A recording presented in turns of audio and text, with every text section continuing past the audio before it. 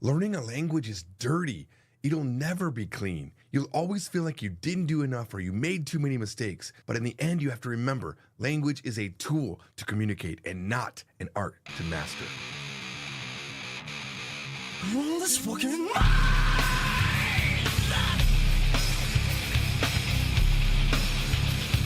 Why do I always look like you could destroy me in a fight? It looks like this level of boxing just doesn't look natural in any way.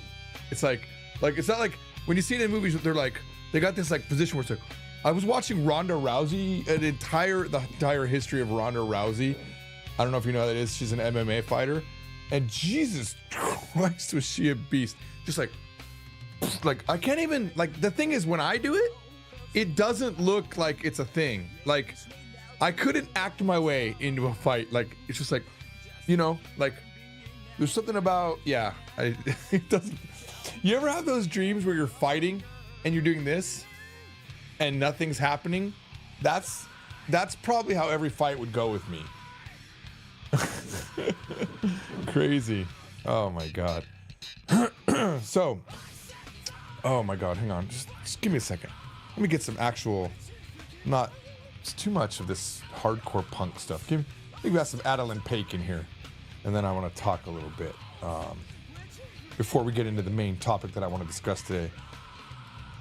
Okay. Oh, yes.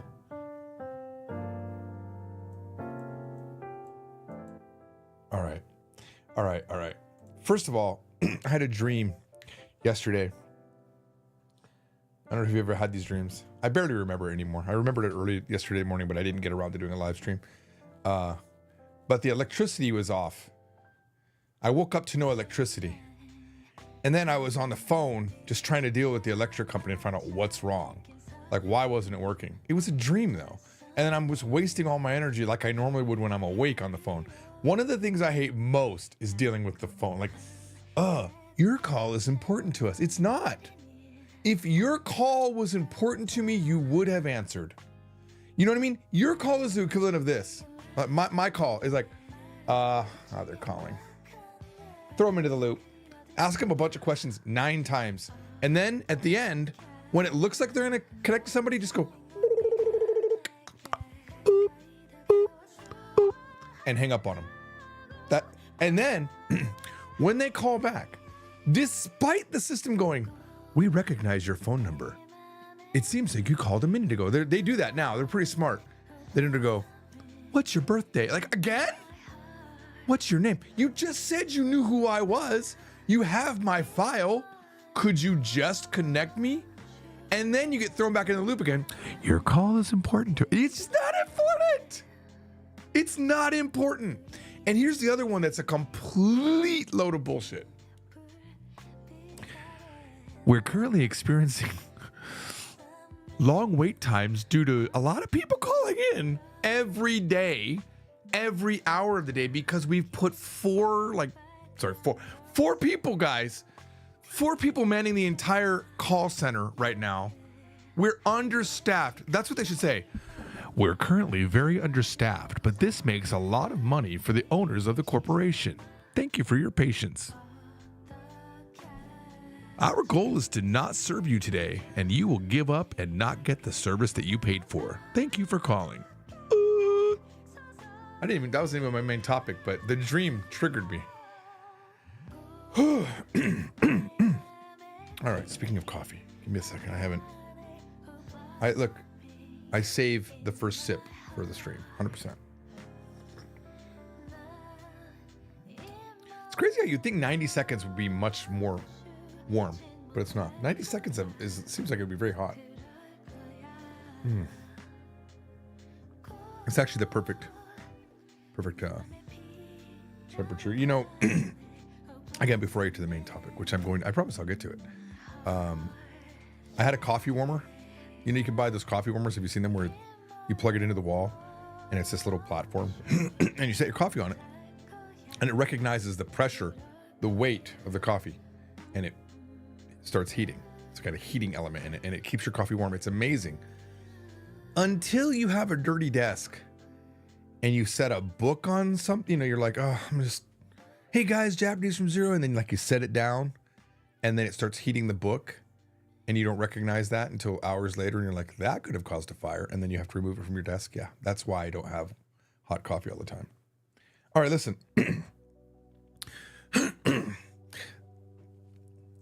Morning coffee with George, current name, could be a morning cup with George eventually. I don't know. It doesn't matter. This is just me talking in the morning, having some coffee.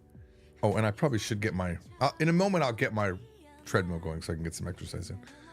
But I wanted to talk about the main topic, which was nothing good can be rushed. And I hate to say that.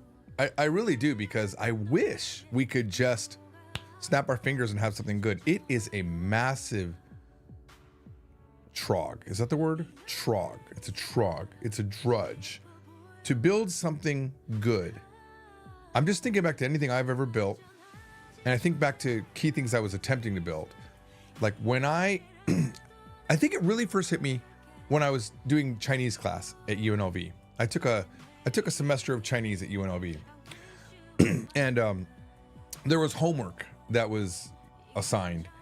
And I'd wake up, a couple hours early to do the homework. And you can't rush Chinese homework. You just can't. You have to write the symbols. You have to read the comprehension section. You have to try to figure out what they're saying. Even though the teacher's like kind of whatever, like just do section 3 and section 2, and it seems like really random. It's gonna take you a couple hours. There is no rushing to get it done right. And what's made me think about this recently is I'm doing a rewrite of this novel that I wrote, okay? Those of you that are regular streamers know that I've been working on this novel for like a year and a half. And it's even though I'm calling it my third draft, it's probably like the 5th time I've looked at some of these chapters, right? Going through it. And what I'm doing now is I'm taking these chapters and then I'm popping them into 11 Labs, this AI that has amazing AI voices, like the best I've ever heard. Like, wow, how much did you pay this guy to record is how good it sounds most of the time. And I'm on, like I said, minimum 3rd go through on these chapters, sometimes on the early chapters 5. But now they're so good. They're so good because I've spent the time to go over it again. And I'm only 3 chapters in, but there's 88 chapters, guys. And one chapter is taking me almost the entire day. Like it's a crazy lot. So I'm a little bit inside going, oh my God, is this gonna take 3 months? And imagine I skip a day or 2 in between every day. Like it happens where I'll and then I'll go a week or Christmas will hit or I'll get in a different, I'll work on something else, and then it could take 6 months to get to the end of this book. But the reality is there is no way to rush it because number one, I only have so much energy as a human being. Here's another junk phone call coming in from Minneapolis. Let's see. Hello. Thank you for calling. Please leave your number. What? That was the first time they said what like that. Who'd call me from Minneapolis, for the record? Yeah. Can't do anything. There's no shortcuts, man. I hate to tell you. You can't invest with a shortcut.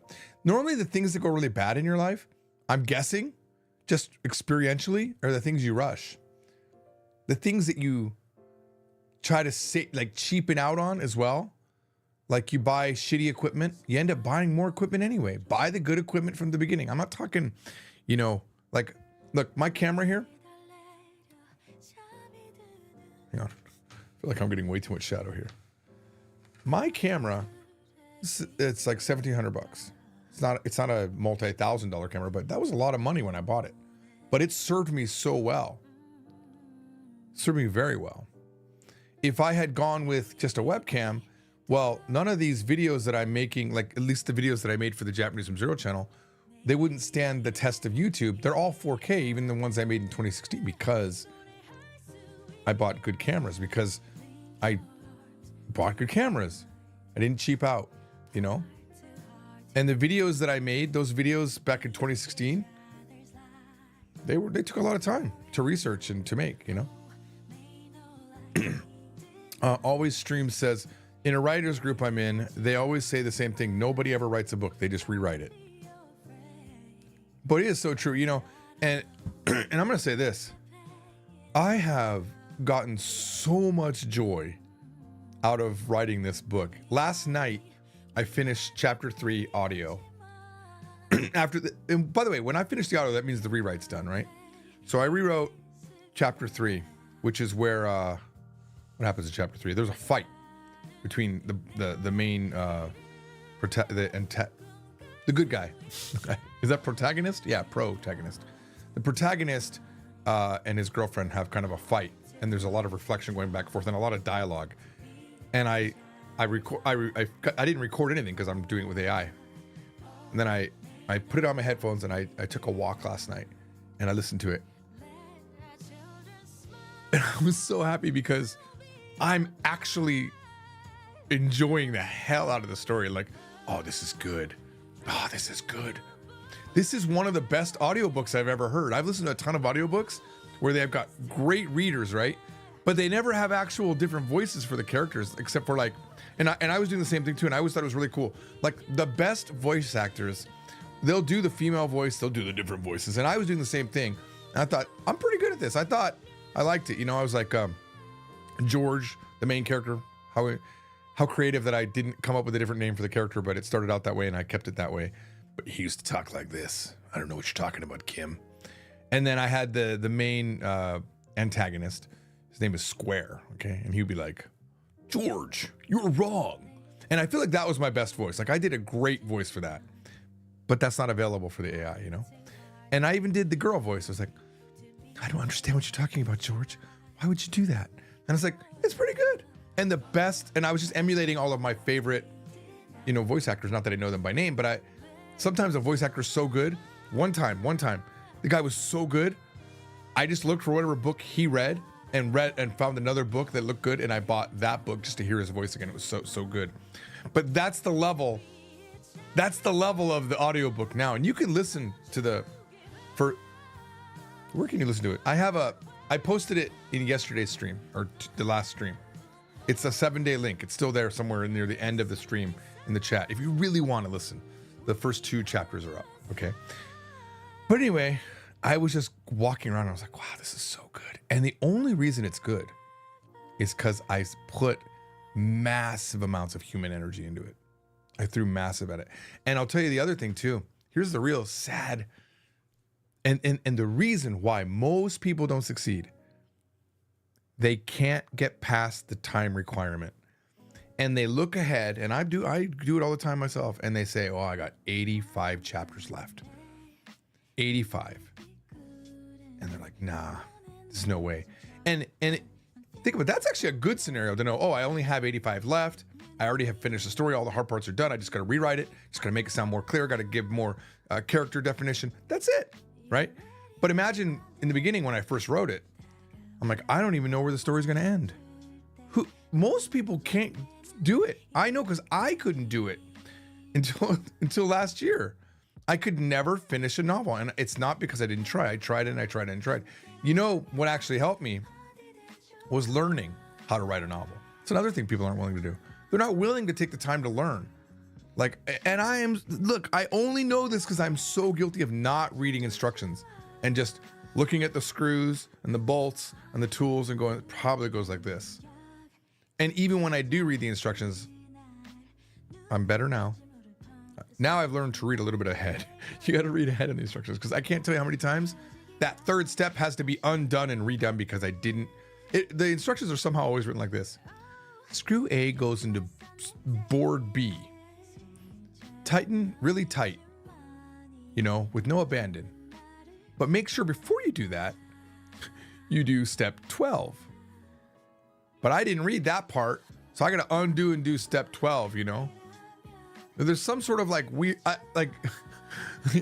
it's like an IQ test, these IKEA instructions. It's like, they're good. Trust me, they're good if you read them and do the steps. But what helped me write my novel Like, and again, I'm an unpublished novelist, right? I haven't put the book out, so really, you don't know if I'm good. It could suck, and I could be delusional. It could suck, but let's just assume that I'm judging the quality of my work good. Let's just say I've nailed the judging. What helped me was reading a book on how to write novels. That was it. I just read a book on, and I think it was something like how to write a best-selling fiction novel or something like that. How to write best-selling fiction. And that inspired me to finish a novel because I knew, okay, 3 acts, inciting incident. And I learned how to write my main character. And I watched a bunch of YouTubers as well. I watched a bunch of YouTubers that were like literary agents, and they've written novels now. And I'll tell you, the biggest thing that helped me out in paying attention to what people were saying was, you've got to make it hard for your protagonist. Because I hadn't done that in the first revision of the book. My main character, he had it all. It was great. He only worked because he wanted to, you know? He's like, he got this job request to pay him 3 times his rate, and he's like, yeah, I'll do it for the curiosity. Like, really? There's no. And then I had a hard time writing for him because, like, why would he do something? What was his motivation? 0 motivation. And I made him this really cool stoic guy that I want to be. Nope. Turns out you gotta go hard on your protagonist. You gotta hurt him. You gotta make things suck for him. He's got to be strong, but there's got to be a reason for this guy to do the things that he does.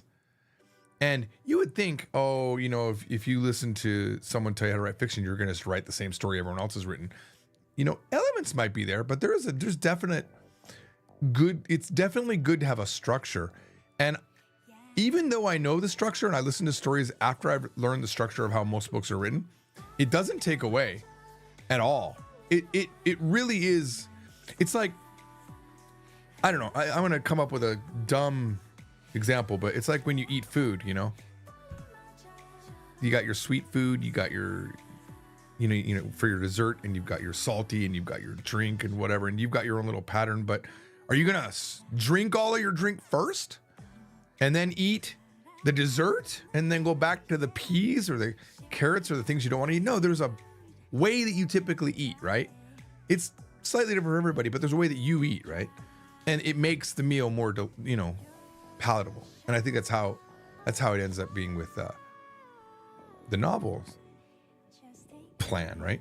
But without that, I'm telling you, I would have not finished my novel without being told this is how majority of books that do well. And I also listened to Stephen King. Stephen King gave the greatest advice, and I've said this before, but he said, and it's helped me whenever I feel like a section's not doing well.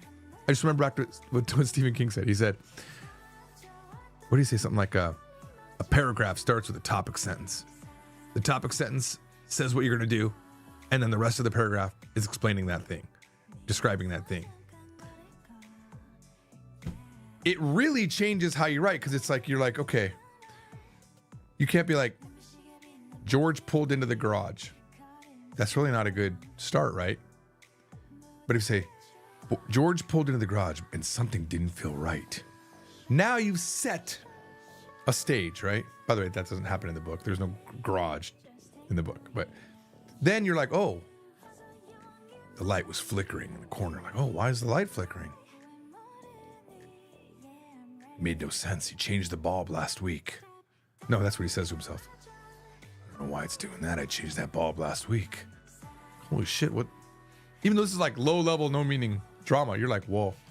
It's building up. You want to know what's wrong in the garage. Why is he feeling like that? George learned to trust his intuition from way back.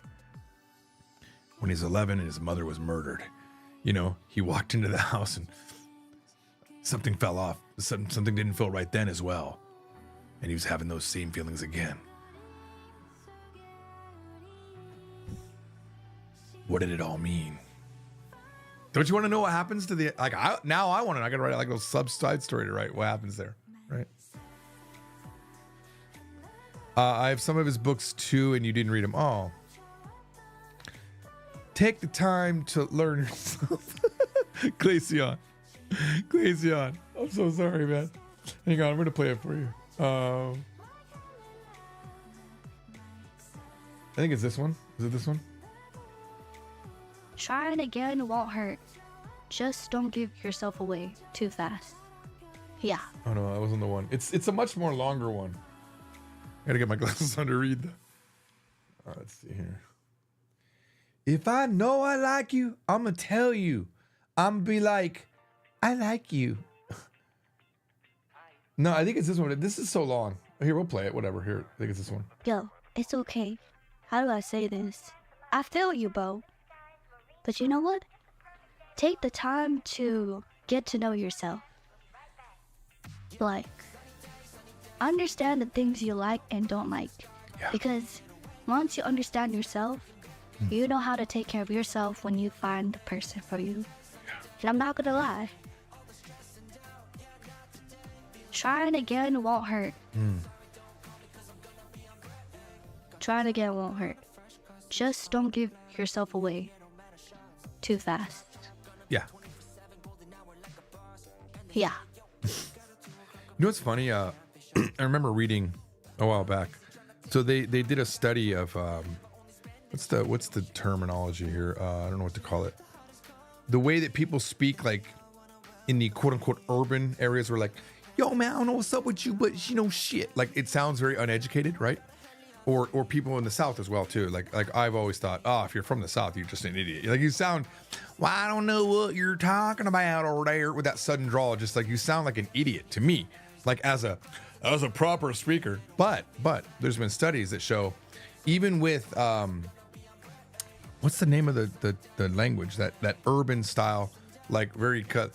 Yo, you be doing this. You know, that way that generally denotes not being educated. Actually, it's just as deep as whatever other language you have. Like it's just a different syntax, but it has all of the depth, believe it or not, of normal speaking.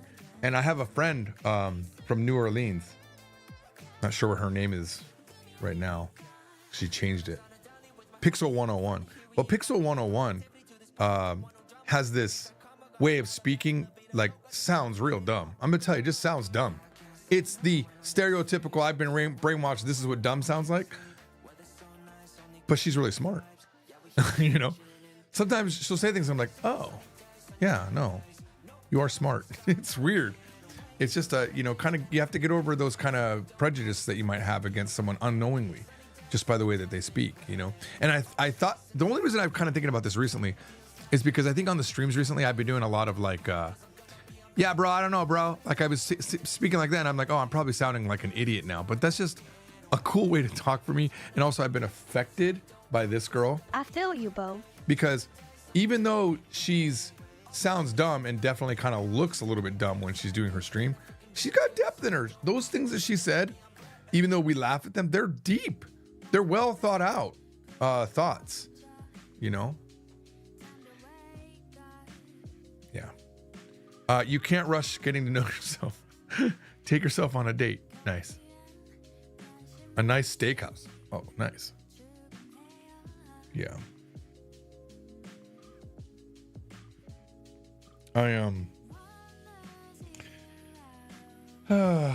What was I gonna say?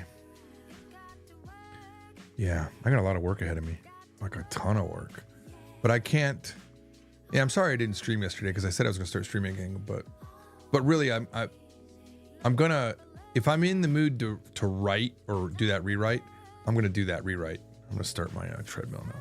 I'm gonna do that rewrite because that's just so much work ahead of me, and it's one of those things that I have to do. I have to finish this rewrite. Like I have to finish and release this book, and I don't know how I'm gonna release this book honestly because I don't know how to make money. I don't know how to make money with my novel. I could sell it, right? I don't think I'll go to a traditional publisher, right? Because I've done too well publishing my own book.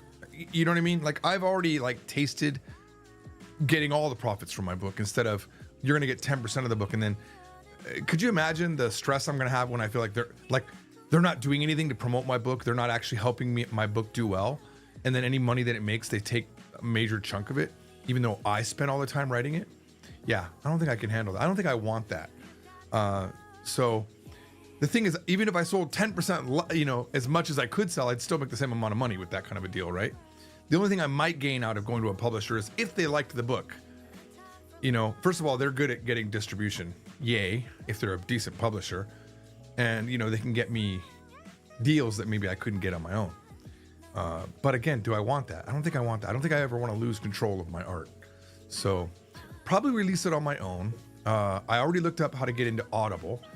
And I think the quality of the audio that I have is fantastic. I think they'll take it. I hope they'll take it. I think the only thing that they might have a problem with is that the books are AI voices. And I think that there's going to be a lot of kickback on that. And the problem is they're so good. That's the problem. If they were shitty, it wouldn't be a problem. The fact that they are so good, that's a problem.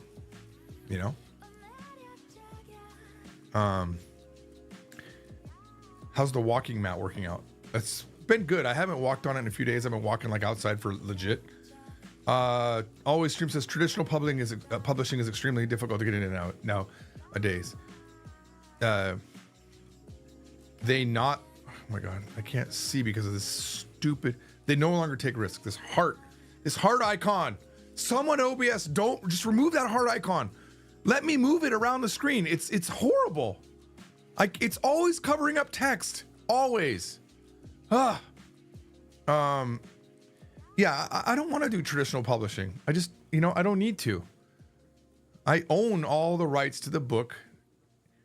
And I just, one thing I thought about doing was like, because I actually would be willing to give it away for free. I totally would be.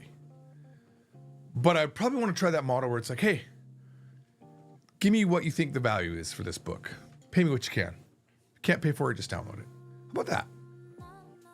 Because I have nothing to lose. I haven't made any money on the book. And I live for accolades. My love language is words of encouragement. And what is it? Thank you for the hearts. But that heart's a problem. Yeah. Plus, I can't handle I can't handle rejection very well. I got to petition YouTube to remove the heart icon. It's not YouTube. It's not YouTube. This is OBS. OBS's chat thing. And it doesn't matter how far out I stretch the box. That heart, let me see if there's not a way to remove this damn heart. Nope, there's no way to remove this heart. It's so dumb. It happens way too much where a word will be, and I'll be trying to read the thing and there'll be a word underneath the heart. You know what it is? They only test it with YouTubers that don't get only one comment a minute.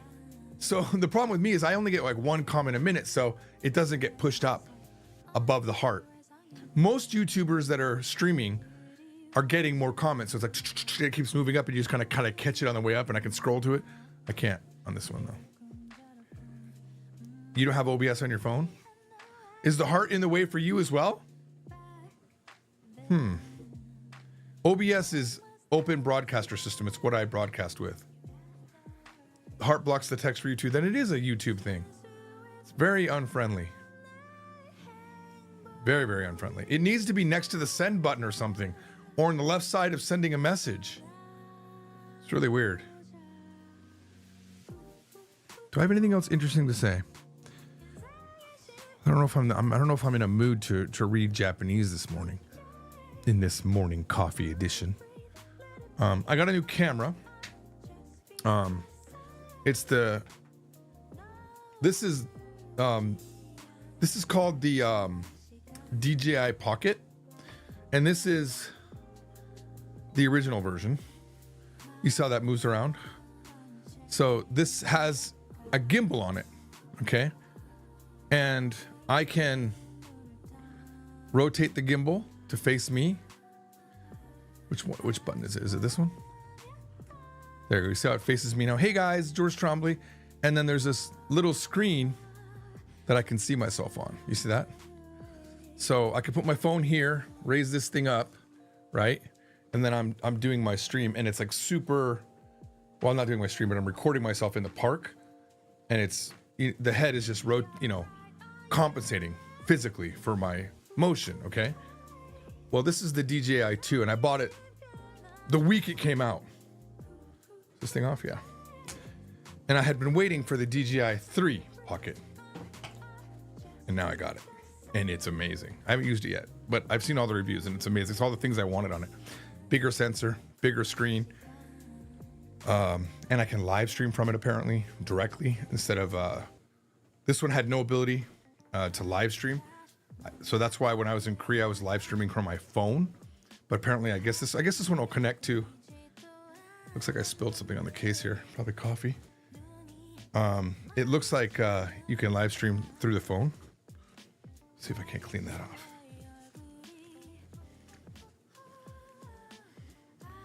You know, it's the other thing, Glacier, you said when you go to Japan, you want to vlog and travel. Yeah. You know, here's the other thing. You know how much work that is? Like I have vlogged every trip I've ever been to Japan. I can't tell you how many videos I have that never get released. Just because the amount of work it would take to edit them. It's too much. Like the amount of projects that go by the wayside because I'm not motivated to do them or I don't have the time to do them. It's absolutely crazy. You know? And here's the thing. I have a whole channel like that called Adventures in Asia where I had an editor and everything. And it didn't work. Even though I got 20,000 subscribers, it didn't work. It just cost me more money to release a video than it was to... I couldn't earn any money on that channel. It was monetized. I think I made $400, $500 max on that channel. Not worth it, you know? It's demotivating. Sometimes you throw that dart and it just doesn't hit. Completely misses the mark, you know? Turn my fan on here.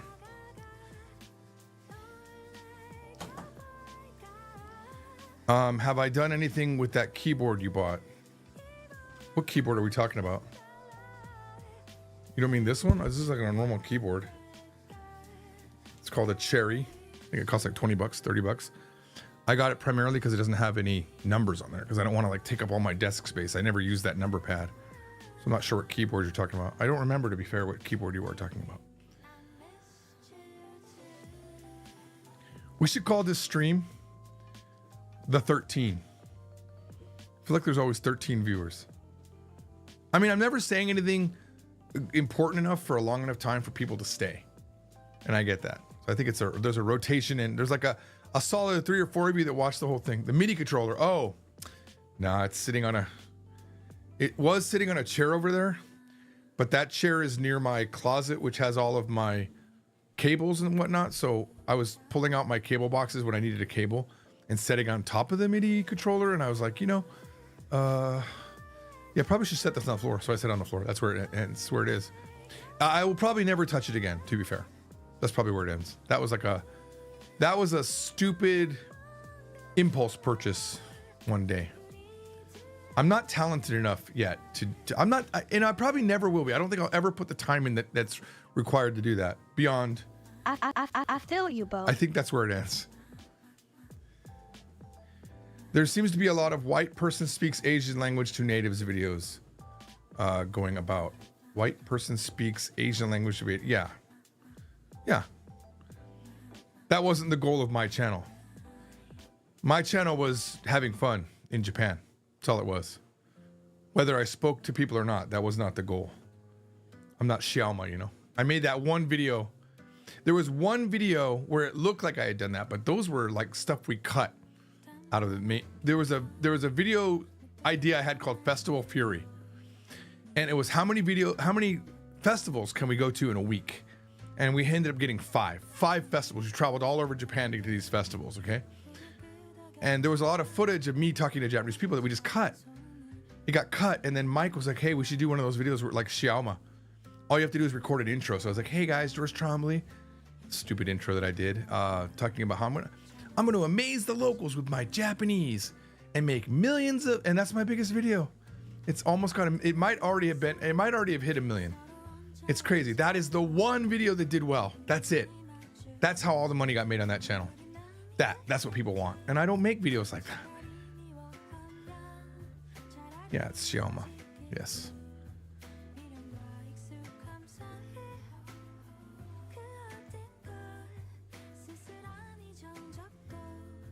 I like teaching Japanese. The problem is you can't get, I'm going to keep trying with these new out in the park videos, but someone just requested today that I put Romaji on the videos. You know, the English way to say like ARIGATOU, arigato, for the things that I'm teaching in level 4, book 4 videos. And I'm really debating doing that because that would allow people to, who haven't taken the time yet to read, maybe that will inspire them to read. It kind of sucks a little bit. Maybe I need to make 2 different versions. Maybe on the version that goes on the website, I don't have the Romaji, but I have the Romaji version on YouTube. I don't know. Polat can. I'm just call you Polat. Sounds cringe, to be honest. Yeah, it is cringe. Every time I see it, it's cringe. His videos go like this. He sits in a restaurant, or he goes to a vendor who's on the street selling something, and he speaks in English around them or near them and acts like he generally doesn't get things. So he sets the bar to 0, right? There's 0 expectation that this guy would be fluent in Chinese or even know a Chinese word. And then he waits for the prime moment, and then he's like, whatever the hell. That's what it sounds like to me, because I'm not exactly fluent in Chinese yet. I say yet, but will I ever get back to it? Don't know. And they're like, whoa, blown. Went too hard on that. Went too hard on that Xiaoma impression. The impression of the Chinese people watching him. But because he set the bar low, of course they're going to be impressed. And of course, if we did the same, this is the thing I've said about Xiaoma videos. You know, number one, if he wasn't in America, the reaction wouldn't be the same. It's because he's in America, right? Because those Chinese people have dealt with wo ai ni, you know, wo ai ni. Or zaijian. They've dealt with that level of accent for years. They know no one speaks Chinese that's white. It's just not normal. And then he comes in and says, 我爱你 zaijian, and he's got the right tones and he sounds a little bit better, you know, and he says more coherent sentences. He doesn't have to be good, he just has to be better than everyone else. And he has to set the bar super low. That's what he does. Or the person has to think that you don't speak it, and that face says, I don't speak Chinese. You know how I know this? Because the best reactions I get to my Japanese are in LA.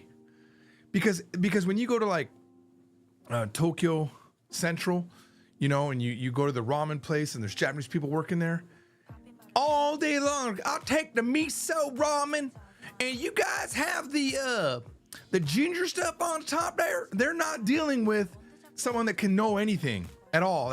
Their expectations are below 0.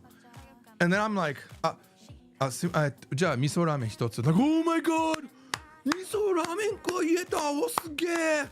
They're impressed. Oh, your Japanese is amazing. Is it though? Is it amazing? I just ordered ramen. Maybe I can't say shit beyond that. Maybe I only studied how to order ramen. And that's the thing. That's what it is. That's where the value comes from in his videos, because they don't expect him at all to know. And of course he's like, it's like the those videos where a guy is like a student driver, and he's got like glasses on with like tape in the middle, and he's like, I'm just really nervous. I'm just so nervous, but it's okay. You'll be okay. You know, the driver instructor, you'll be okay. Just look, take it easy. I'm here. Just let me know. And he's like, oh.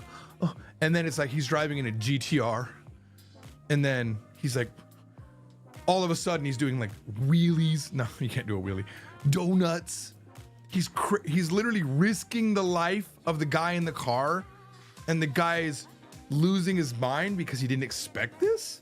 Because what do you expect when you have a shitty older person learning how to drive with dorky glasses and nervous feelings? You know, he set the bar low. That's why that video does well. That's why it does well. That's the same thing with Xiaoma. I mean, imagine if all my videos were like that.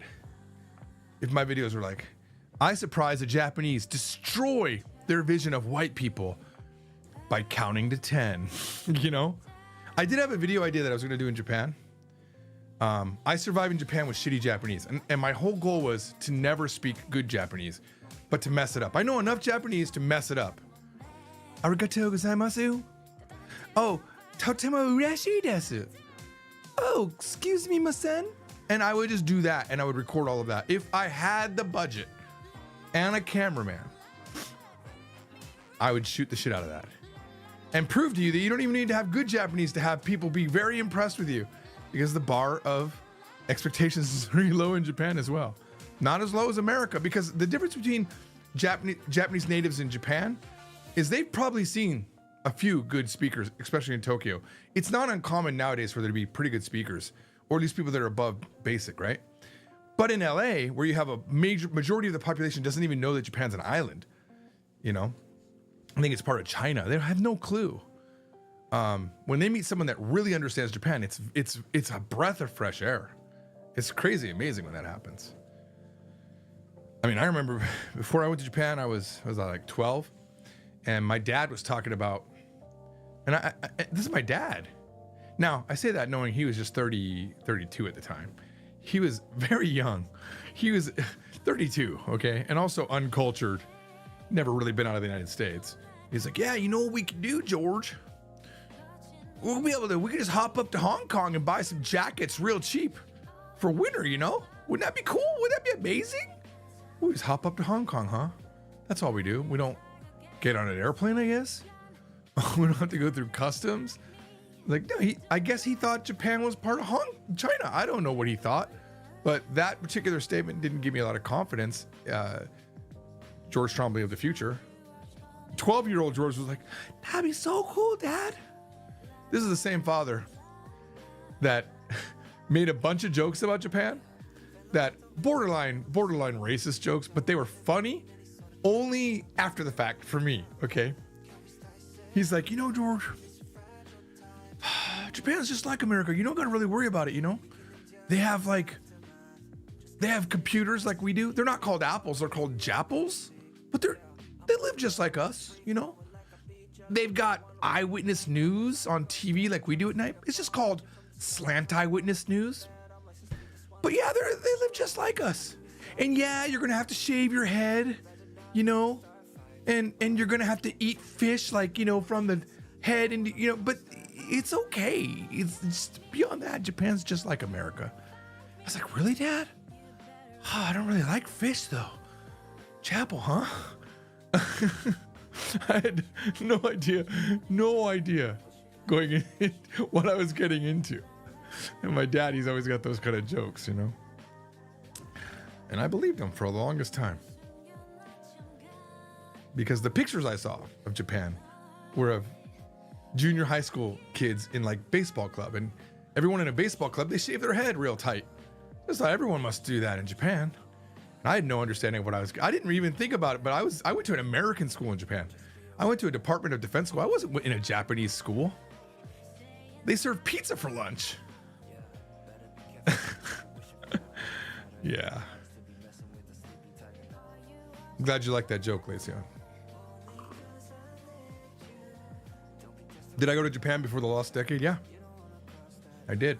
I was there in 85. Yep.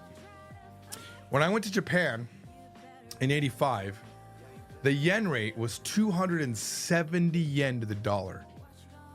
That means the dollar was super strong. And this was like, the bubble hadn't burst yet in Japan. I remember people were making money hand over fist. They were talking about, after the bubble burst, you learned about these people, but there was these people that were just buying real estate like crazy, making billions and millions, at least millions of dollars, just millions, hundreds of millions of dollars, right? And they would do exposés on them, and he's so humble. He wears shoes that he puts tape around them to keep them.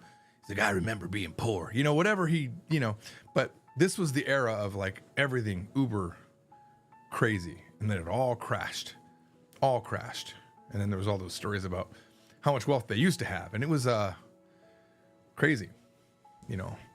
But as a kid in Japan, my dad was giving me $25 a week allowance, which I think even today seems like a lot of money. But he was making like $100,000 as a computer programmer in 1985. Like he was balling in money back then.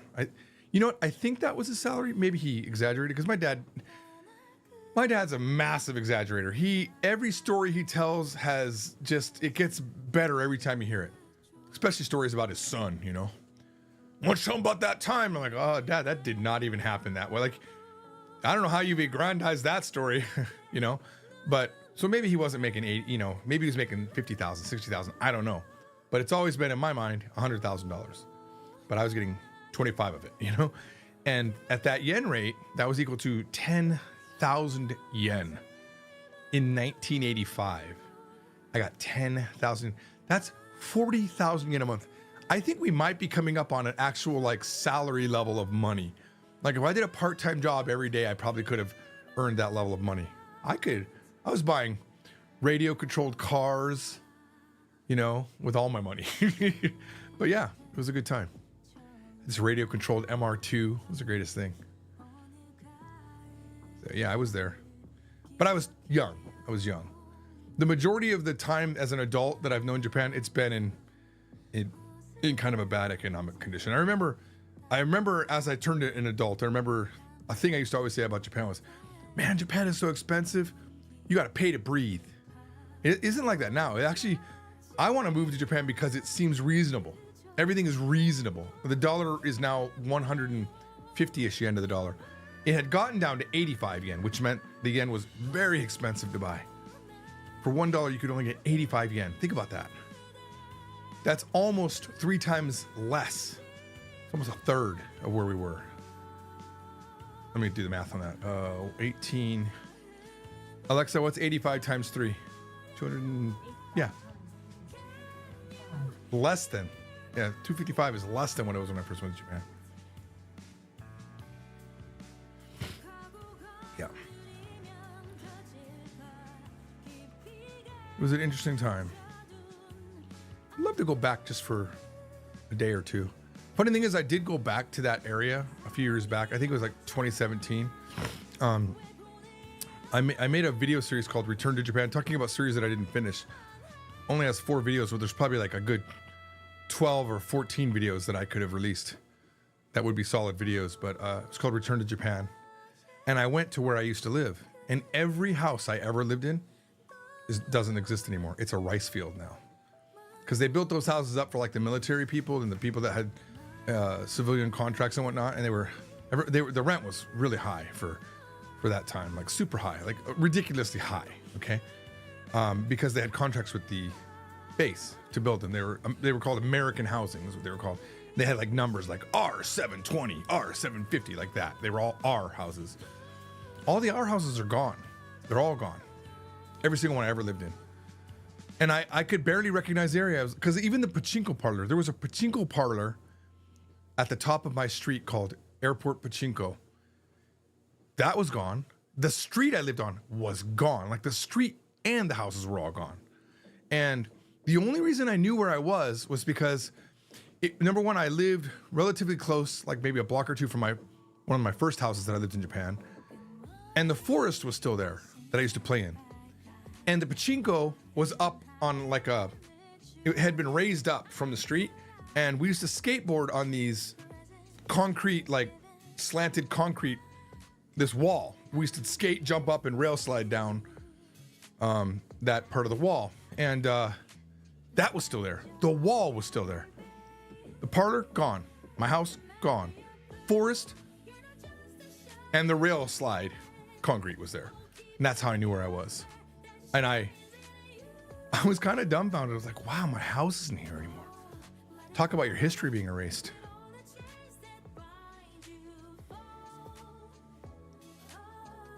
Your Alexa responded. Yeah, sorry about that. Alexa, purchase Japanese from Zero, book 1.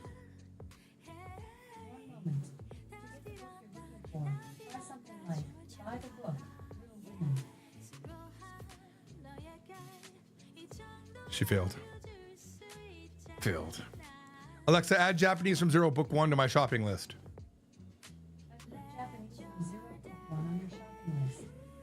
You're welcome. The 18 of you that are watching that have Alexas installed, you're welcome. If I see a big boost in sales today, I'm going to be pretty excited. You will find me. Always streams. You'll find me? Is that a threat? I feel you, Bo.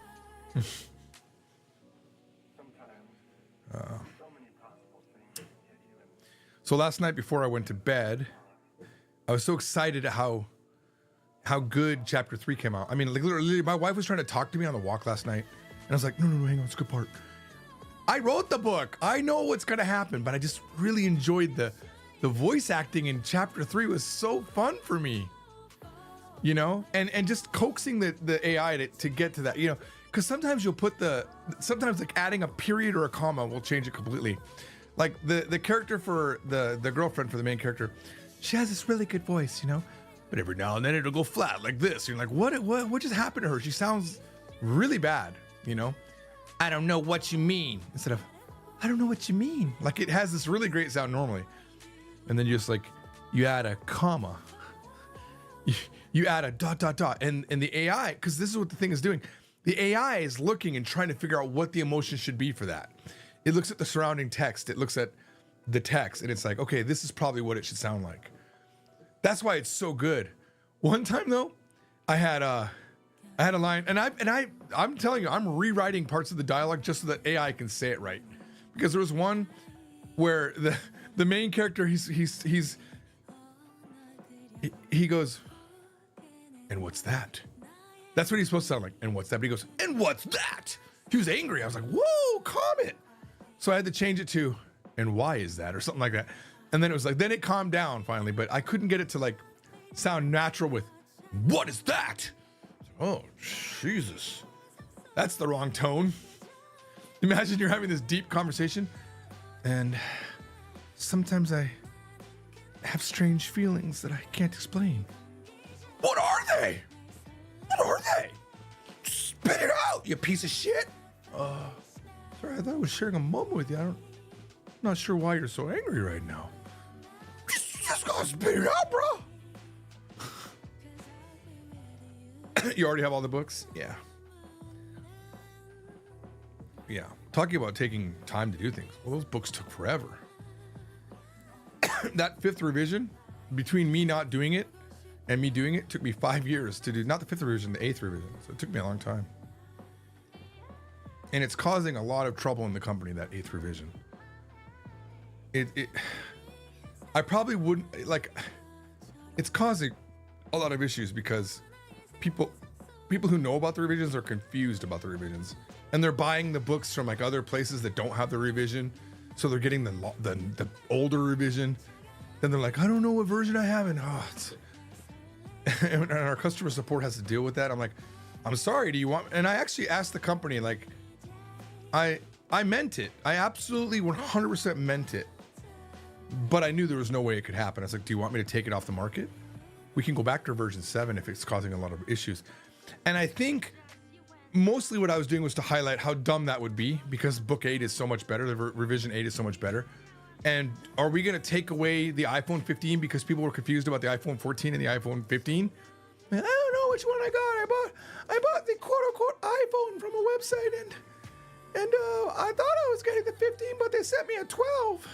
What's different? Is it worth it? Did I need to get my money back? Oh, dude, bro. You know, so I was telling the guys, like, hey man, I don't know what to do, man. I'm sorry. It's unfortunate that I released that new book, but I don't know what to do.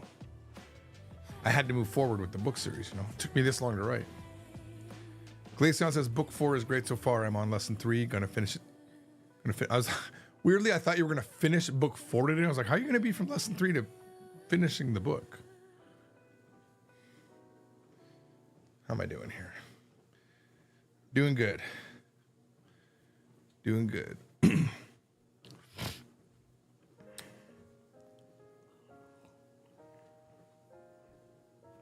I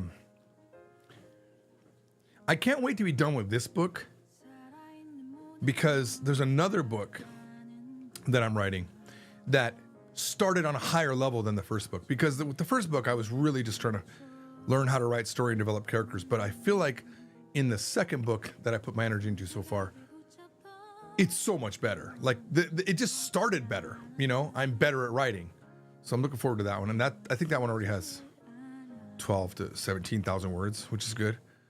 The problem with my current book is it's gonna end up being 500 pages when I'm done. It's a huge book. It's too big, and I don't know how to cut it. I don't know if I can cut it. It's my baby, you know. Big 4 is a big one, but I should be done by the first week of February. It's good planning, but see, you couldn't rush that, right? You can't just read book 4, grasp it all, and be done, right? I think that was my main point.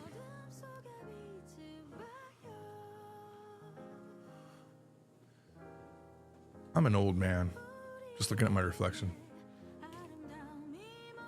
Yeah, I'm an old man. It's weird. I don't speak with this face. Like, this isn't the face that I'm speaking with. I'm only really aware of how I look when I'm talking to my daughters, because I think they see me as dad, you know, this stern dad. You know, when we're arguing the most, I'm like, oh, how do I look right now? I probably look like a piece of shit old man. Normally when I'm talking, I'm jovial. I feel jovial. I feel young. And then I'm like, and this will happen to you younger guys. You'll look in the mirror in about 20 years and you go, holy shit, what happened to me? And you'll see people say that about famous people in Hollywood. What happened to Brad Pitt? You're like, dude, he got older. What do you... No one's going to stay... Well, Brad Pitt's probably still handsome, but most people aren't going to stay amazing looking their entire life. Like, what happened to them? They just got older, man. You know?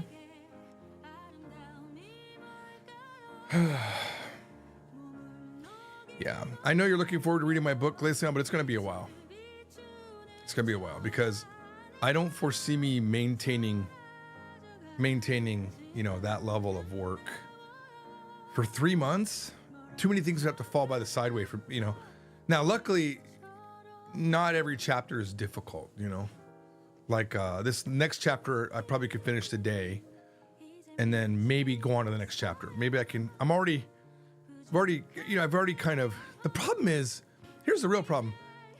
So I'll go through and I'll recraft a chapter and then I put it into the AI and I choose all the voices and whatnot.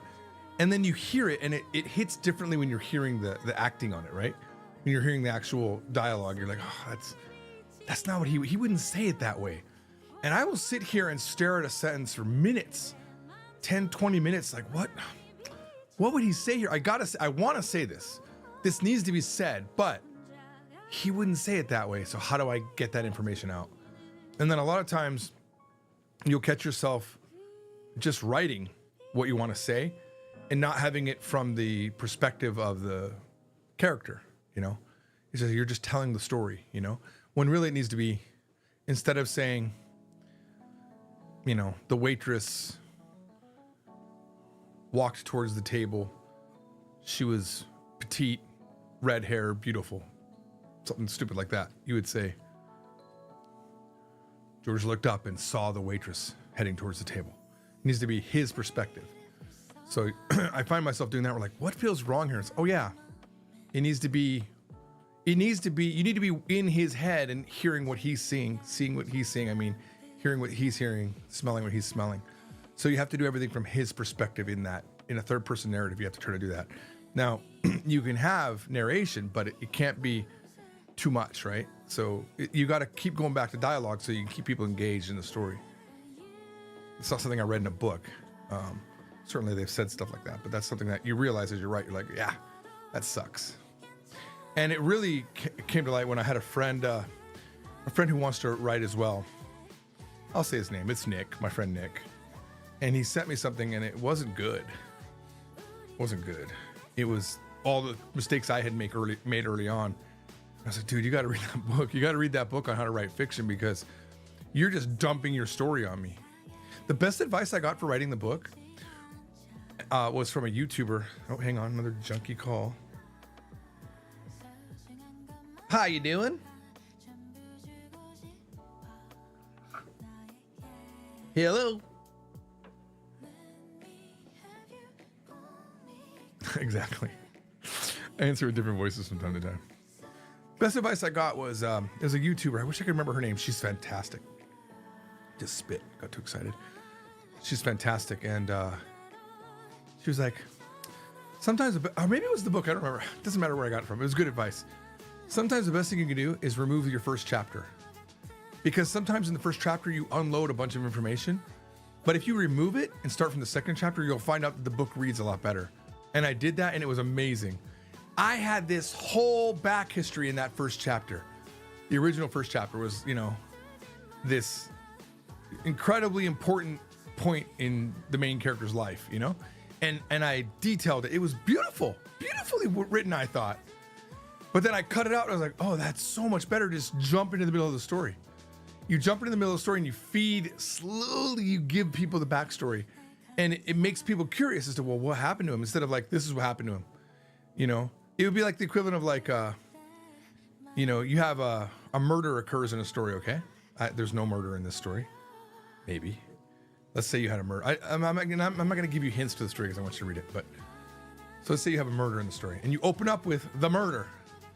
The father walked in and he stabbed the mother in the throat. You know, whatever thing you have in the murder, and you give all the information. Or instead, chapter 2, it's like 3 years after the murder, John was still picking up the pieces of his life. You're like, oh shit, what murder? Who got murdered? Now you're asking questions. You put the coffee on the stove. His pot having broken 3 weeks ago. If mom were here, my coffee would be done. If mom were here, coffee would be in the fridge already, and I could just pour it in my cup, pop it in the microwave. He thought.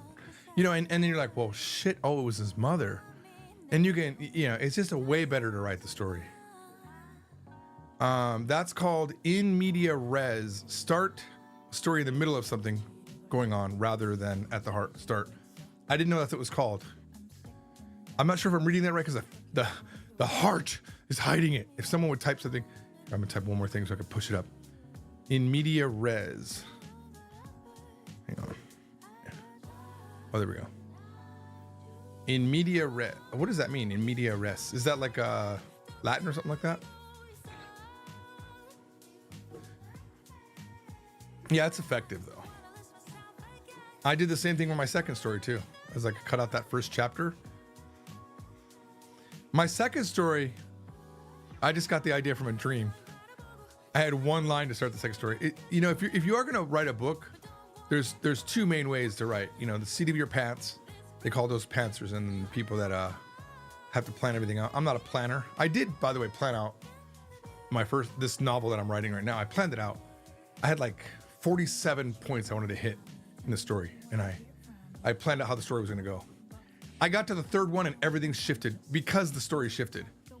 Because the way I write, you know, I got different ideas. And also, here's the real fun thing about writing for me is once you develop the characters, they write the story because their characters, their personality, the way that they speak, their past, their interactions in the book all dictate what's going to happen. There's a natural flow. And when I'm gonna tell you what, man, there's been points in this story where I start crying because I'm like, oh, I can't believe that happened. Like I'm shocked that it happened because it was just the normal flow of events, and it was unexpected. But it's within that character's personality to do that. And when I got to the end of the book, I had an ending in the book.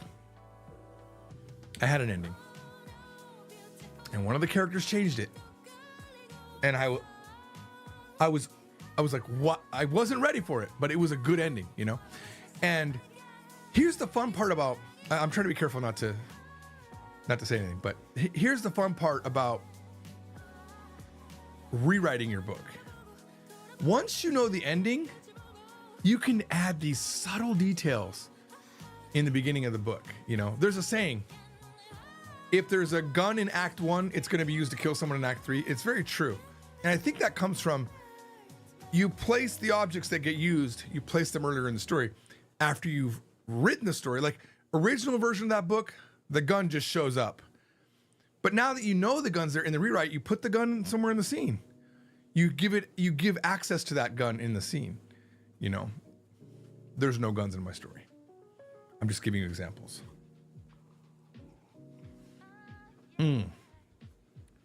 It's Latin for in the middle of things. Makes you sound smart. In media res. How is it in Latin? I studied Latin for 20 minutes on a YouTube video one day. Actually, I'm lying to you. Some guy told it to me in one of my streams. That's all I remember. In media res. Yeah. But there's something to be said about learning a craft, you know? Chekhov's gun. Chekhov's gun, is that what it's called? I had done a lot of reading about writing, but not enough writing. Yeah. So fun. You know, deeper and down, I just encourage you. Right. Get to the end of your story. Finish your story. And even in my quote unquote third rewrite, oh my God, I'm really falling in love with the characters even more now. Because number one, hearing their voice in the more detailed dialogues that I've given, it's so much joy for me. Is anime a good source of immersion? Yeah, sure. But I would recommend Moed, that you don't do the spazzy stuff. If that's all you can watch, I get it. The spazzy over the top, don't, please stop. Please stop. That stuff is too over the top. Japanese people don't talk like that.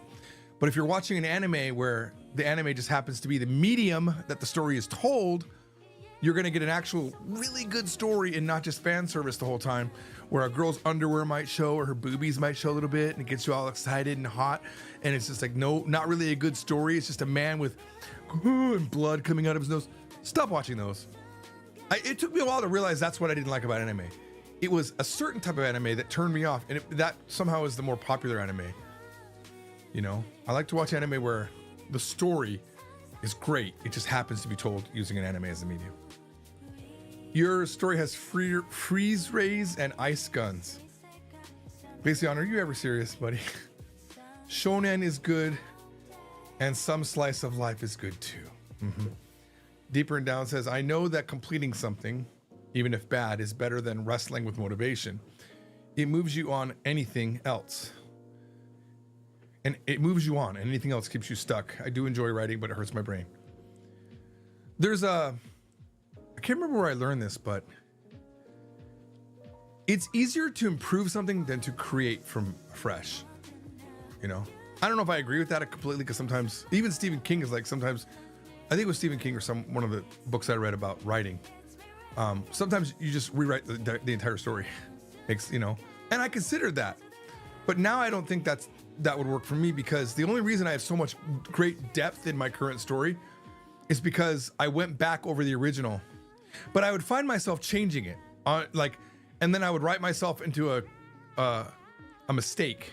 So, for example, there's this restaurant that they go to, and I had written, he had been to the restaurant about 12 times or so, something like that. I wrote that, and then like a couple paragraphs later, when I got to it, it was like, this was his first time in the restaurant. I'm like, fuck.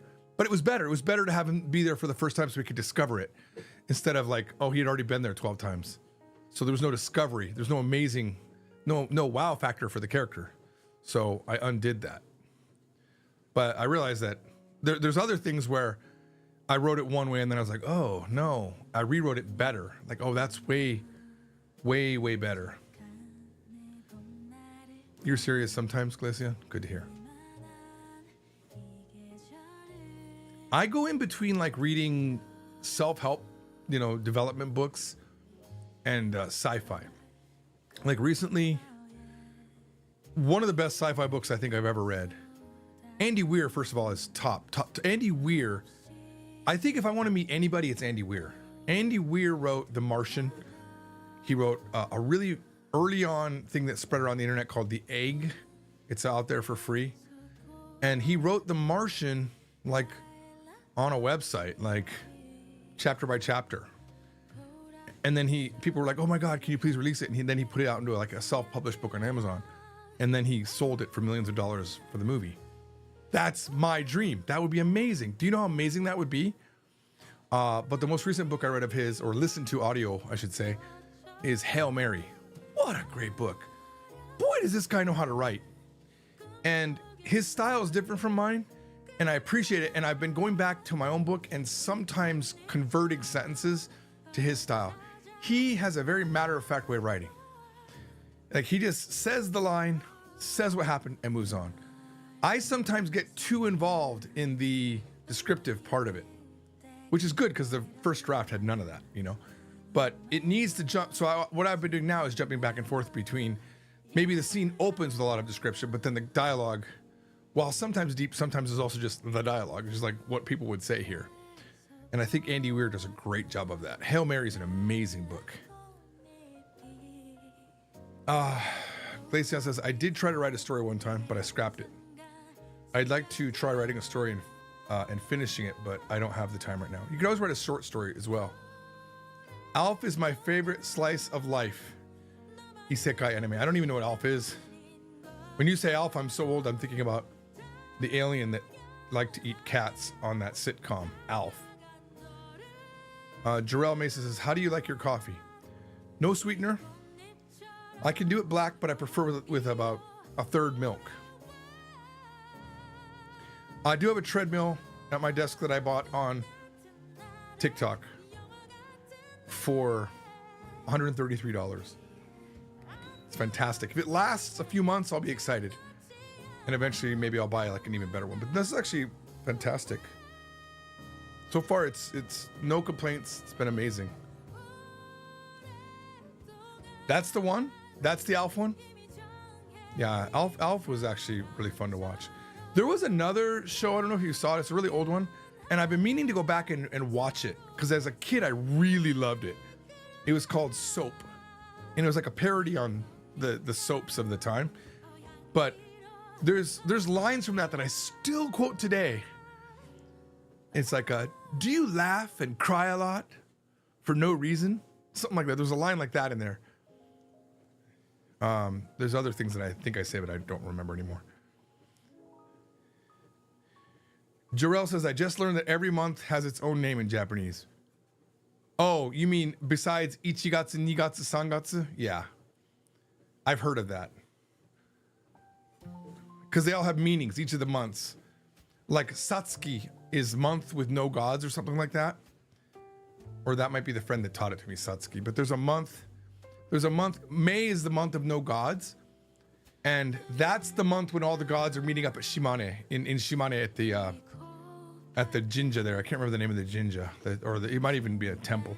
Not a temple, a shrine. I'm not exactly sure which one it is. Creamer in coffee gang. Nah, I'm not a creamer guy. I'll do creamer if I have to, but I kind of enjoy the milk. I use about 6 teaspoons of coffee, so I need no creamer. You use 6 teaspoons of coffee?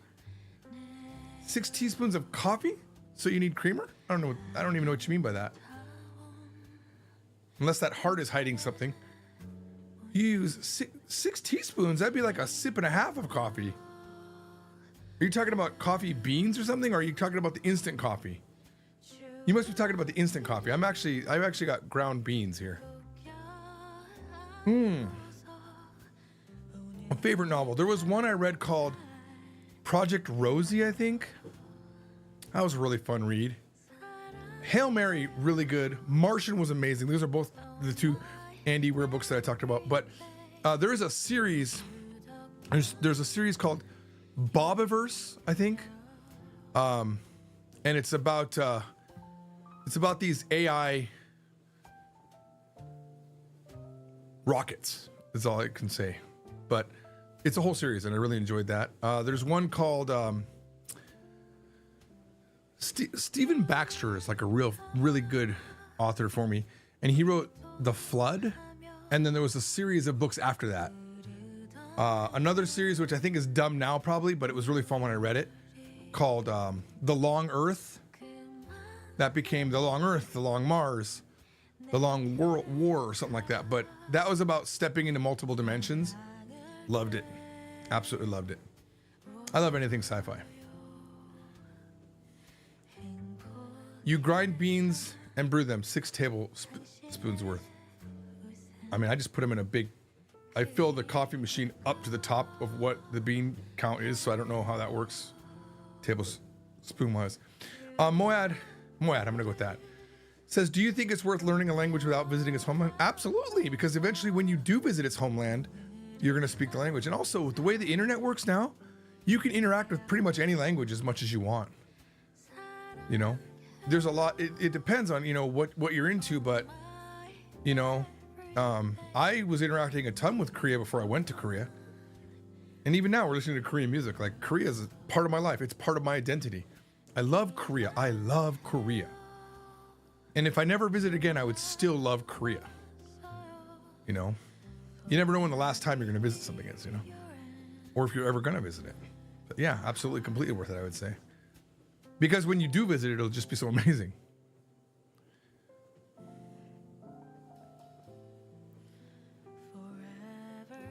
I think that's, but I will say this, you know, one of the reasons I think I probably lost interest in China was just, I have zero desire to go anymore, you know? The way they handled Corona and the way the government seems horrible, objectively, even compared to America, horrible. Well, I don't even know if we're trying anymore in America. I know half of us are. I'll let you decide what other half I'm talking about.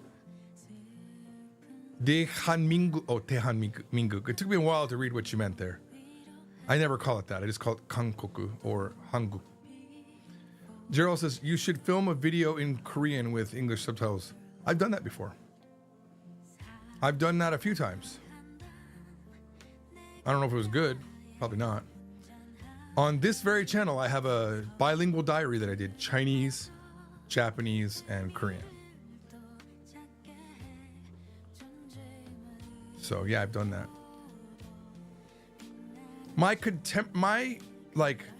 Is that the word contemporaneous? No, extemporaneous. My extemporaneous Korean for me to just talk, I don't know. I don't know if it's that good. I don't know if I've ever done monologues. 日本語だったらなんかできるんだけど、韓国語でできるかって言ったらちょっと自信ないかもしれない. 저는 한국어를 이렇게 말할 수 있을지 모르겠어요. 그 부족하는 부분이 너무 많아서 말하고 싶은 걸 말할 수 있는데 그 뭐지? 흐름이 안 좋은 것 같아요. I guess maybe I could do it. Maybe I could do it in Korean, but I think there's too many words that would come up. I don't know. I probably should do it, but the problem is the only way I can do it is I have to imagine Koreans are watching. I have a hard time doing it to Americans or English speakers. Moad says, I feel like language is getting less valuable. Learning language is getting less valuable by time. You're not wrong. Yeah, you're not wrong. It's going to end up being more of a hobby than anything. Within our lifetime, within a few years, most likely, just it'll be built into everything where I can just like hit a button and now I'm speaking. Anyone watching YouTube will eventually be able to hit a button to listen to me in Japanese. Here, I'll play something. So I made, this isn't great, but it's got great parts. I'm gonna play it for you. So I've been using 11 Labs and I saw that they had a dub feature. And I was like, well, what if I took my video about God and I dubbed it in Japanese?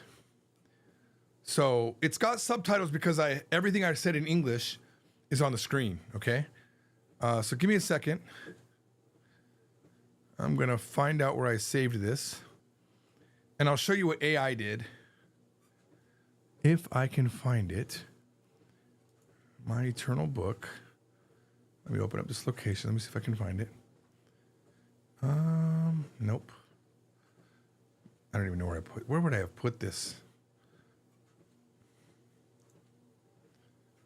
My Eternal Book. Where's the Japanese dub?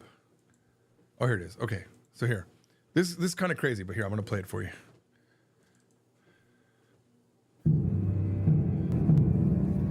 The English subtitles are what I'm actually saying. There's some weird. Okay, the first part is definitely bad, but and there's some parts where he literally is mixing in Chinese.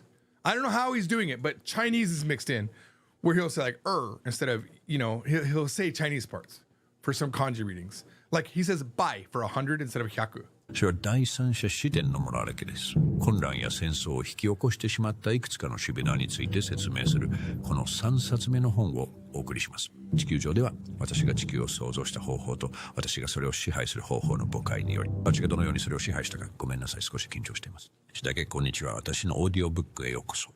これは私の永遠の本のオーディオバージョンです。私は。でも皆さんは私が誰であるか知っていますよね。とにかく私が話していたところに戻りましょう。私が地球をどう作り、皆さんが知っている時間の始まりからどう統治してきたか、説明が必要ない部分や説明しても無視が良くならない部分はスキップします。私が誰であり、あなたが知っているすべてのものを作成した理由を理解してほしいのです。またこの本では直接的なフィードバックと純粋な観察に基づいていくつかの変更を加えています。そして今までのすべてを純粋に観察から、この本について最初に言うことは、それがハイパーセント私が書いたもの。High percent, right? That should be 100%. He said high, which is really weird. であるため、推測する必要はないということです。この本で私が何を意味しているのかを解釈または分析します。彼らは宇宙の自然なルールと法則を説明するための比喩や隠語はありません。今回、私は誤解のない直接的な表現で無所と 100% お伝えします。100%. Like it's trying. It's AI though. It's not using rules per se. It's guessing. It's thinking, right? It's the crazy thing about AI is, and I said this before, so it's not, some of you have not heard it for the first time here, but I saw somewhere on Reddit or somewhere where someone said, this is crazy, but I'm seeing what the programmers have, how they're telling ChatGPT, how they're limiting ChatGPT. And you know how they do it? You know how they limit ChatGPT? They tell it to not do a thing. It literally says, hey, don't talk about this particular thing because it's sensitive. They don't program ChatGPT. ChatGPT is no longer a program. It is a entity that is being told, avoid saying these things. They're just giving it verbal rules, right? And it's going to take that, and that's why you can trick it. You know, that's why you can get around it by saying, well, okay, I understand that you can't say that, but imagine that you are this. And then somehow that gets around it, you know? But here, we'll listen a little bit more, because sometimes it nails it. Sometimes it just doesn't, but it will get better and better. 以前の本と違って、この本は変更できません。この本は変わらず、それを読むすべての人に完全に関連しているでしょう。ティトリー宇宙に関する新しい情報を追加したり、新しい詳細を追加しますが、これを行う方法は、この本の既存のセクションを書き換えることによります。本変更はこの本を送った前に終わるでしょう。だから、あなたにとっては本が一度も変わっていないように見えるでしょう。実際、このプロジェクトを最初に作った3500年後に、次の書生を追加しました。この本は唯一変わらず、永遠に私が書く唯一の本です。ロシのことについて別の本があると思う人もいるでしょう。または私によって、そしてはい、人々は私の言葉を解釈すると主張して書籍を書くでしょう。しかしこの本の中の私の言葉は解釈を必要とせず、私はこの本に追加することは。So, yeah, that took, I don't know, 30-ish minutes for AI to do a pretty good, not perfect translation. Let me see if I can't show you what the original was. At least up to a point so you can get a vibe for where it actually was. Tissue box. All right, here's what I used as the original for that.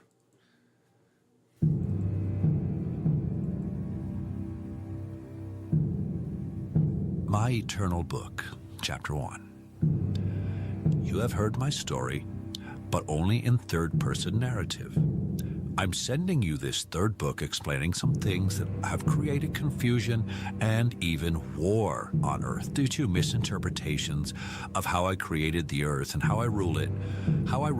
Sorry, I'm a little bit nervous. Hello, welcome to my audiobook. This is the audio version of My Eternal Book. I am, you all go who I am. Anyway, back to where I was. I created the Earth, and how I created the Earth and how I ruled it from the beginning of time, as you know it. I will skip the parts that don't require explaining, or that even if explained wouldn't make things better. I want you to understand who I am and why I did what I did in creating all the things that you know. Also, in this book, I've made a few changes based on direct feedback and from pure observation. And from pure observation of everything up until now. First thing about this book is that it is 100% written by me, so there are no need to guess or interpret or analyze what I mean in this book. There will not be any parables or metaphors to explain natural rules and laws of the universe. This time, I will tell you things 100% with direct wording that can't be misunderstood. Unlike prior books, this book is unchangeable. This book will remain unchanged and completely relevant to all that read it. From time to time, I will add new information about the universe or add new details, but I will do it by rewriting an existing section to this book. The changes will be done before I have sent you this book, so for you, it will appear as if the book has never changed. In fact, I added this next few lines 3,500 years after I first created this book. This book is the only never-changing eternal book I will ever write. I know some of you will think there could be another book about me or by me, and yes, people will write books claiming to interpret my words. But my words in this book will never require interpreting, and I will never add to this book. As far as you are concerned, this book is the same as it was today as it was when I first created. And even this part that I added 9,000 years after the first creation appeared in this book in all the minds that read it instantaneously. Good book. You are probably wondering if there is a difference between the Chinese translation of my word and the now very popular English edition. Well, there aren't different versions, translations, or editions of this book. Any reader of this book will understand it no matter the language they are initially programmed with. Even people who don't know how to read, those who have no sight, and even those who don't believe in my very existence can read and understand my book unambiguously. Do not doubt this. There is no way possible for someone to not understand this book. I am the creator of everything, so of course I have the power to make such a book. Let me set this first and most important thing straight. You all have free will. There are no restrictions on free will. This means that some people will choose to deceive, hurt, and even kill other people. Unfortunately, even one rule preventing free will would mean that there is zero free will. This means you are free to do anything at all. Of course, other people might prevent your free will, while others may help your free will. And what's really crazy about this is that's AI. That's AI mimicking my original version. I just uploaded my reading of it, which was something like, "Hey everyone, it's me, God," reading in that kind of a way. And it was able to 100%. I did this on a video the other night. If you want to watch it, it's up there where I showed the process. But yeah, what I can do now in the future is read with a certain style, not worry about the voice, and have AI do it as a female.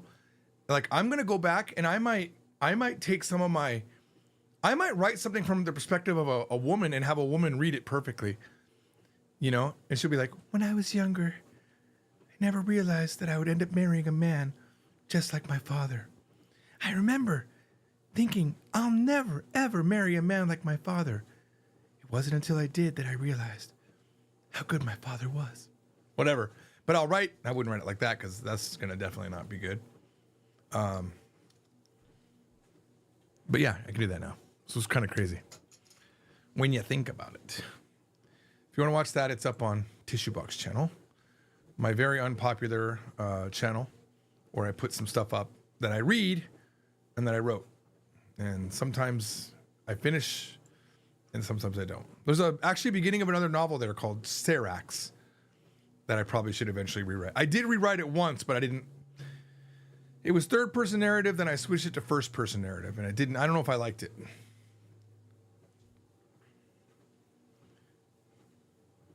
The accent switch was funny. Yeah. How are we doing here? 65 minutes walking, 317 calories burned, according to this, if that's even accurate. Doing good. Yep. Doing good, guys. I'm gonna have to work on this setup, though. I think I gotta move this back a little bit. It's like causing a shadow here. Yeah, it's this delicate balance between the height of the TV. Oh, there we go. That works. Yeah, it's better. This shadow is a little bit too weird on. It's still there. Maybe I can move myself forward a little bit. How again do you get AI to read something like that? You pay 11 labs. And to get it, okay, here, I'll show you the process. Why not? Give me a second. So first off, I have to grab the audio of my second edition. So let me open up. I was going to do this anyway, so we'll just do a little bit of work on stream here. So let me open up my original edit, because I would record that and then edit inside Premiere. So what I'm going to do is I'm going to pull the audio. I'm just going to export out the audio. Give me a second. I'll show you the process. I'm going to warn you, it's going to cost you money. It's not free.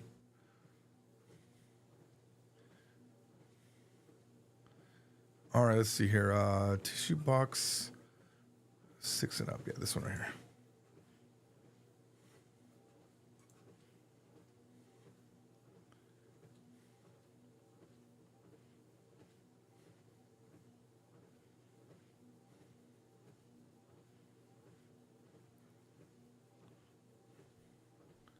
Okay.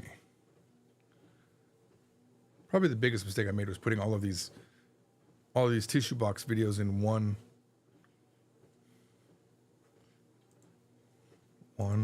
project. All right.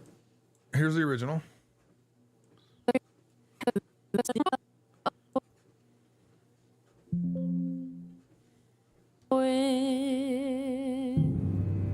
Here's how it sounds originally. My Eternal Book. Chapter 2. Hi, guys. Welcome to Chapter 2. I don't have to assume that you have read Chapter 1 first, because it is, in fact, impossible to read Chapter 2 of My Eternal Book if you haven't read Chapter 1. All right, so that's the voice. So I'm gonna mute every other thing else in here. Prior books made the mistake of allowing the reader to skip around. Now I'm gonna export that out.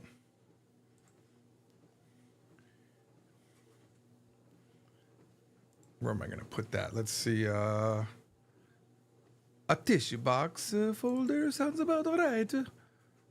My Eternal Book, Chapter 2. No, I don't want this to be an MP4. Be like original audio. Okay, and then I gotta change this to a wave. Actually, I should probably make it. I think I have to. Actually, this might not work. Yeah, this might not work. It's too long. I had this problem previously. I'll export it once and I'll show you the problem, but I need to make it MP3. It's going to be too long for the AI,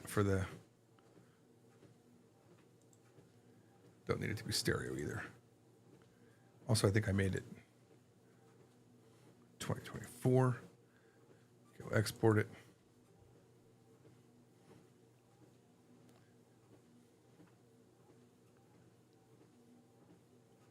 All right, but the problem is it only can take, I think, I'll upload it and show you, but it takes only like 4 minutes at a time. So 11 labs.io.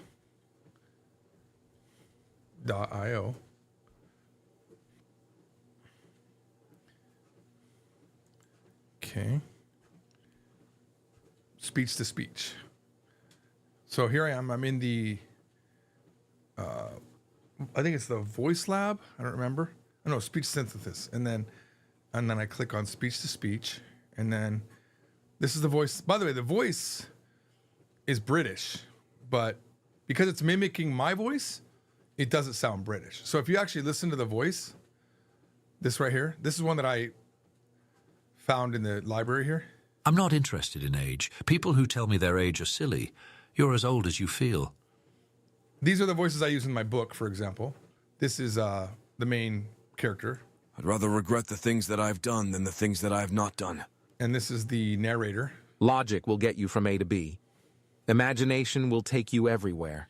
And this is the AI voice. I'd rather regret the things that I have done than the things that I have not done. I also used my Santa Claus voice at one point. Courage is not the absence of fear, but simply moving on with dignity despite that So now fear. if I drag that in there, though, it's not going to work, just for the record, because it's going to be too... I had this problem before. After I open some files, is that completely... Okay. All right. Tissue box.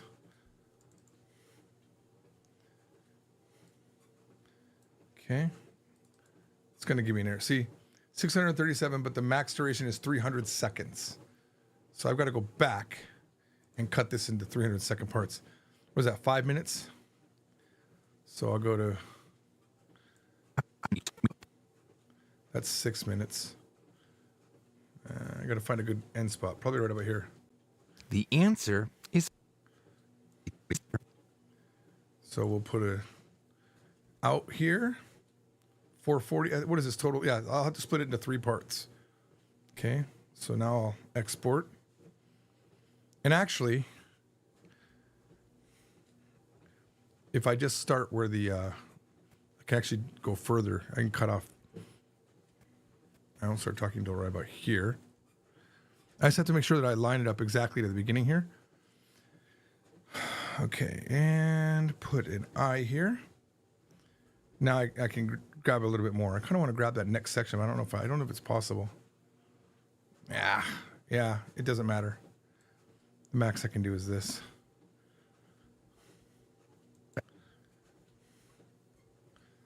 Because yeah, okay. Let me export it now. Okay. My own chapter 2. Original voice part 1. Okay.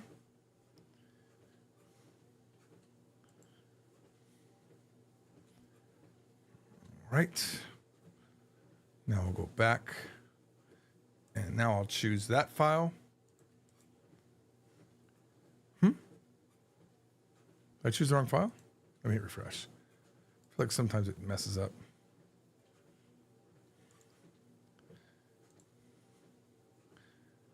This should only be... Oh, no, it's... Oh, no. It wasn't lying. I forgot there's one... I got to change a setting on the export. It was still doing entire source. It needs to be the in and out. Sorry about that, guys.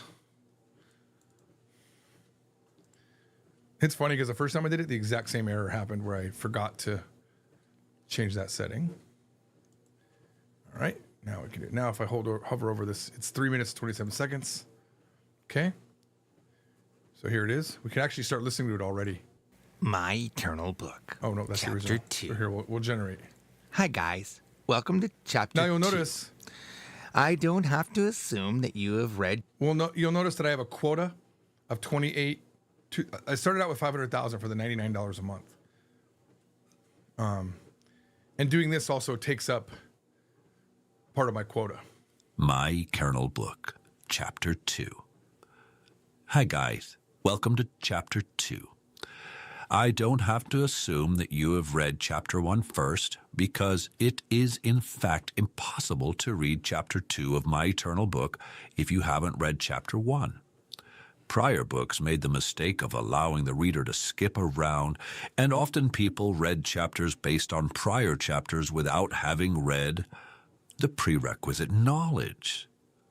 Well, this led to people completely missing the point and intention of the latter chapters.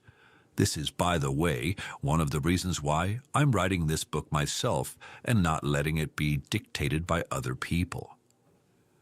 I've also solved this problem by only revealing latter chapters to those that have read the prior. Did I say that right?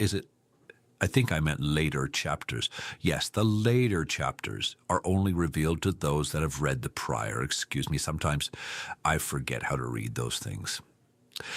Anyone claiming they have not read chapter 1, but did read chapter 2 is a liar, and you should reevaluate your relationship with them. So, that being said, everyone reading this chapter of this book understands that universal free will and the law of chance have created all known life outcomes, good and bad. And further, you do understand there is no right and wrong. In fact, this means things can only be different from each other, and the labeling, the labeling of something as right or wrong is merely a subjective, personal truth. You could argue that if a majority of your societal group believes something to be evil or wrong, then certainly it must be so. But there are many societies, even in Earth's short history, that conflict on what they define as evil. So there is no wrong, just different.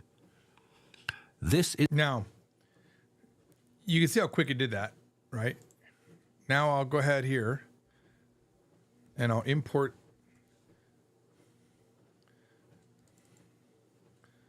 and I'll pop it into my line, my timeline here. And now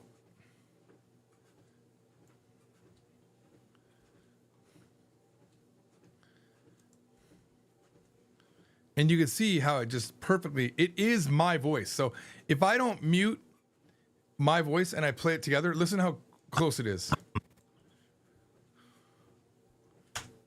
Oops. What's the problem here? Come on. My Eternal Book, Chapter 2. Hi guys, welcome to Chapter 2. I don't have to assume that you have read Chapter 1 first, because it is in fact impossible to read Chapter 2 of My Eternal Book if you haven't read Chapter 1. Prior books made the mistake of allowing the reader to skip around. Often people read chapters based on prior chapters without having read the prerequisite knowledge. Well, this led to people completely missing the point and intention of the latter chapters. This is, by the way, one of the reasons why I'm writing this book myself and not letting it be dictated by other people. Only revealing latter chapters to those that have read the prior. Did I say that right? Is it? I think I meant later chapters. Yes, the later chapters are only revealed to those that have read the prior. Excuse me, sometimes I forget how to read those things. Anyone claiming they have not read Chapter 1, but did read Chapter 2 is a liar, and you should reevaluate your relationship with them. So, that being said, everyone reading this chapter of this book understands that universal free will and the law of chance have created all known life outcomes, good and bad. And further, you do understand there is no right and wrong. In fact, this means things can only be different from each other, and the labeling... the labeling of something as... That's the most amazing part, that it could just like do that. It can, like, in the span of a 30 seconds or a minute, it can take my entire speech and make it amazing. Yeah, it's amazing, right? It's absolutely brilliant. Like, when I'm not even, like, when I first did this yesterday, or it was yesterday or 2 days ago, I was screaming in my room. I was like, no, King Wei, no! How is it this amazing? And I went out to my kitchen where my wife and my daughter were. I was like, you guys gonna believe this? It's so amazing. It took everything. It took the, excuse me, oh yeah. It's amazing. And you know what this means for me? I can create a YouTube channel completely anonymous. You'll never know it's me. You'll never know it's me. I can say whatever I want. I can write stories that are crazy. That if I wrote now, people go, wait a minute. Why does he know that much detail? I feel like did he kill somebody? Because you don't know, when you're writing a novel that has death in it, like in one of my novels, I'm looking up how to kill somebody with plants, on the side of the river, I'm learning the difference between deadly plants and how to brew it into a tea. Not because I want to kill somebody, but because my main character is evil, and they're going to do something. So, I'm looking at, how to break a knee, and I'm sure like the FBI is like, we have a problem. Or, no, he's a book author. Don't worry about it. There was a lady that wrote a book called How to Kill Your Husband and Get Away with It.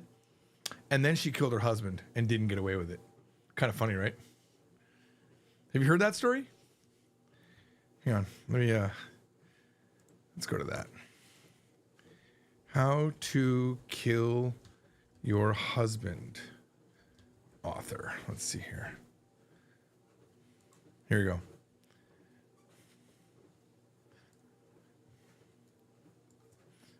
All right, check this out. How to Murder Your Husband. Writer found guilty of murdering her husband. Isn't that funny? A jury in Portland has convicted a self-published romance novelist who once wrote an essay titled How to Murder Your Husband and fatally shooting her husband 4 years ago.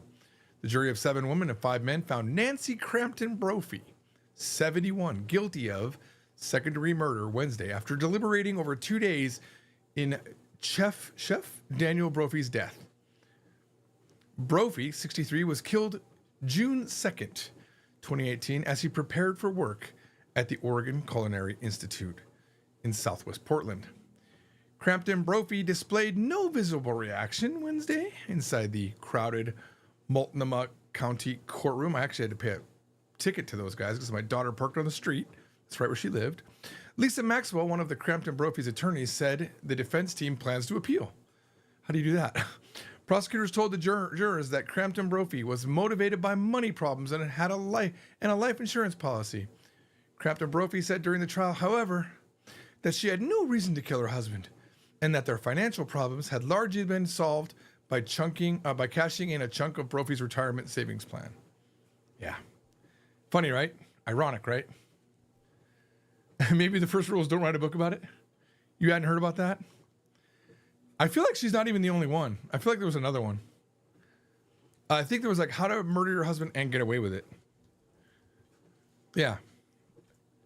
I feel like there was another one. Or maybe I'm just remembering it wrong. No, okay. It wasn't. It was all her. Let's see what she looks like.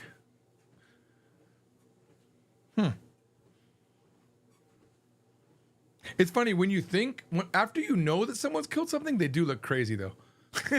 Like I wonder if we had read a story where like a woman flabbergasted because she got fined for feeding over 1,000 cats and the homeless people in her neighborhood, fined for the new law that says you can't feed homeless people. Then you look at her, would you then think, oh my God, poor woman, she looks so nice. But now that you know she's a murderer, you're like, oh yeah, she looks crazy. Her seller rating is 4.6.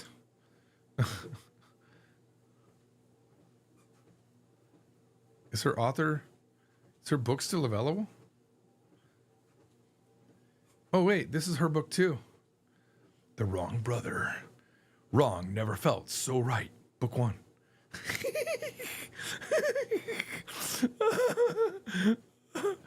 Oh my God.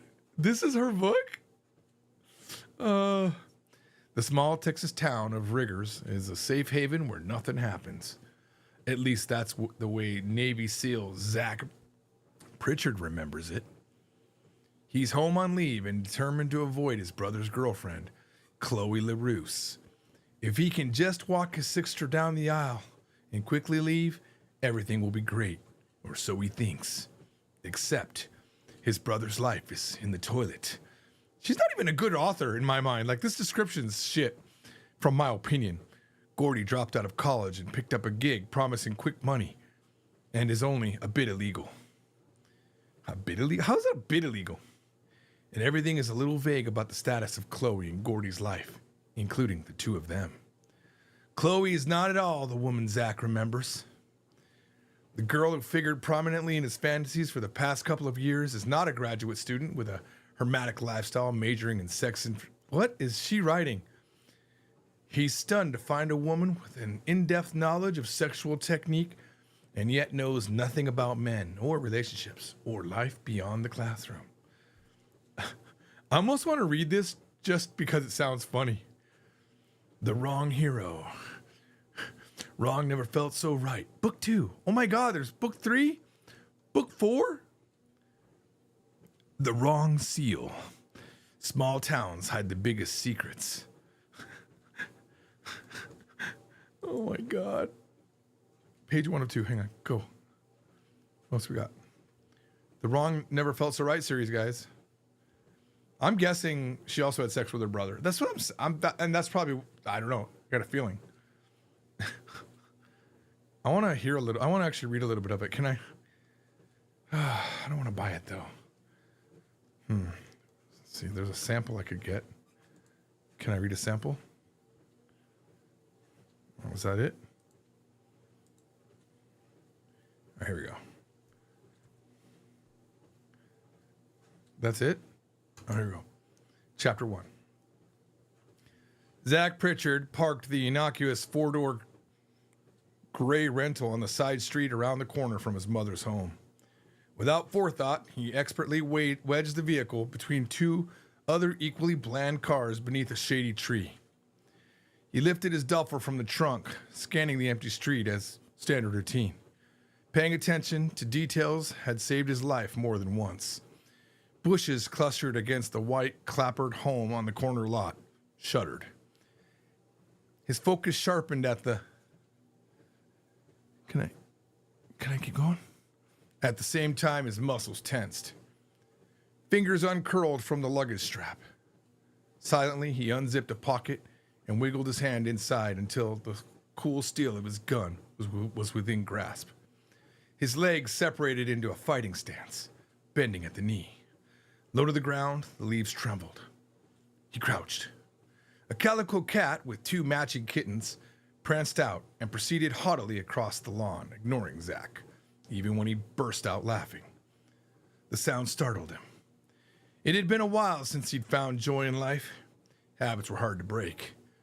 His hometown, Riggers, Texas, was not under a terrorist threat, and his sweet younger sister Glenn's marriage was hardly a covert op. Nor was his arrival a surprise. He glanced at his watch. Other than the fact that he was an hour early. Nor was his arrival a surprise. He glanced at his watch. Other than the fact he was an hour early. He hoped the cat wasn't an omen. Was he going to jump at and twitch at every noise or sudden movement? That'd make for some attractive wedding photos. Being alert made sense, even on leave. But he needed to dial it back a notch. The paved alley was lined with tall fences and square plastic trash cans. 3 houses in, he entered his mother's yard through the wooden gate. No cars were parked in the driveway. More than likely, no one was home. Only a flashy, sunshine yellow Ferrari F430 sat on the street, as incongruous as mayo on a hot dog. What was a high-powered precision machine doing in a middle-class neighborhood in a nowhere town in North Texas? Riggers, as the name implied, was an oil boom town. Even if someone had sunk a well and had money to burn, why was a racing machine here? Really? Even if someone had sunk a well and had money to burn, why was a racing machine here? Because they have money to burn. Before choosing a parking location, Zach had circled the block twice. The second in this town, he had to choose a parking spot? Bro, she's saying there's no one in this town. Isn't that what she was saying? All right. The second time served no purpose other than to give him another chance to ogle the powerful vehicle. Racing was no longer his life, but rarely did the impetuous days of his youth enter his thinking. So his desire caught him off guard. NASCAR. 2 years of his life were spent riding the circuit as a backup driver, the bench warmer. Without warning, he joined the Navy. Without warning, he joined the Navy. A smile curved his lips as he remembered his drunken stupor, combined with the frustration of rage of an arrogant 20-year-old. Despite the predicted gloom and doom, his decision was the best thing that ever happened to him. The Navy led him to the SEALs, where his life achieved true purpose. A deep sigh escaped his lips.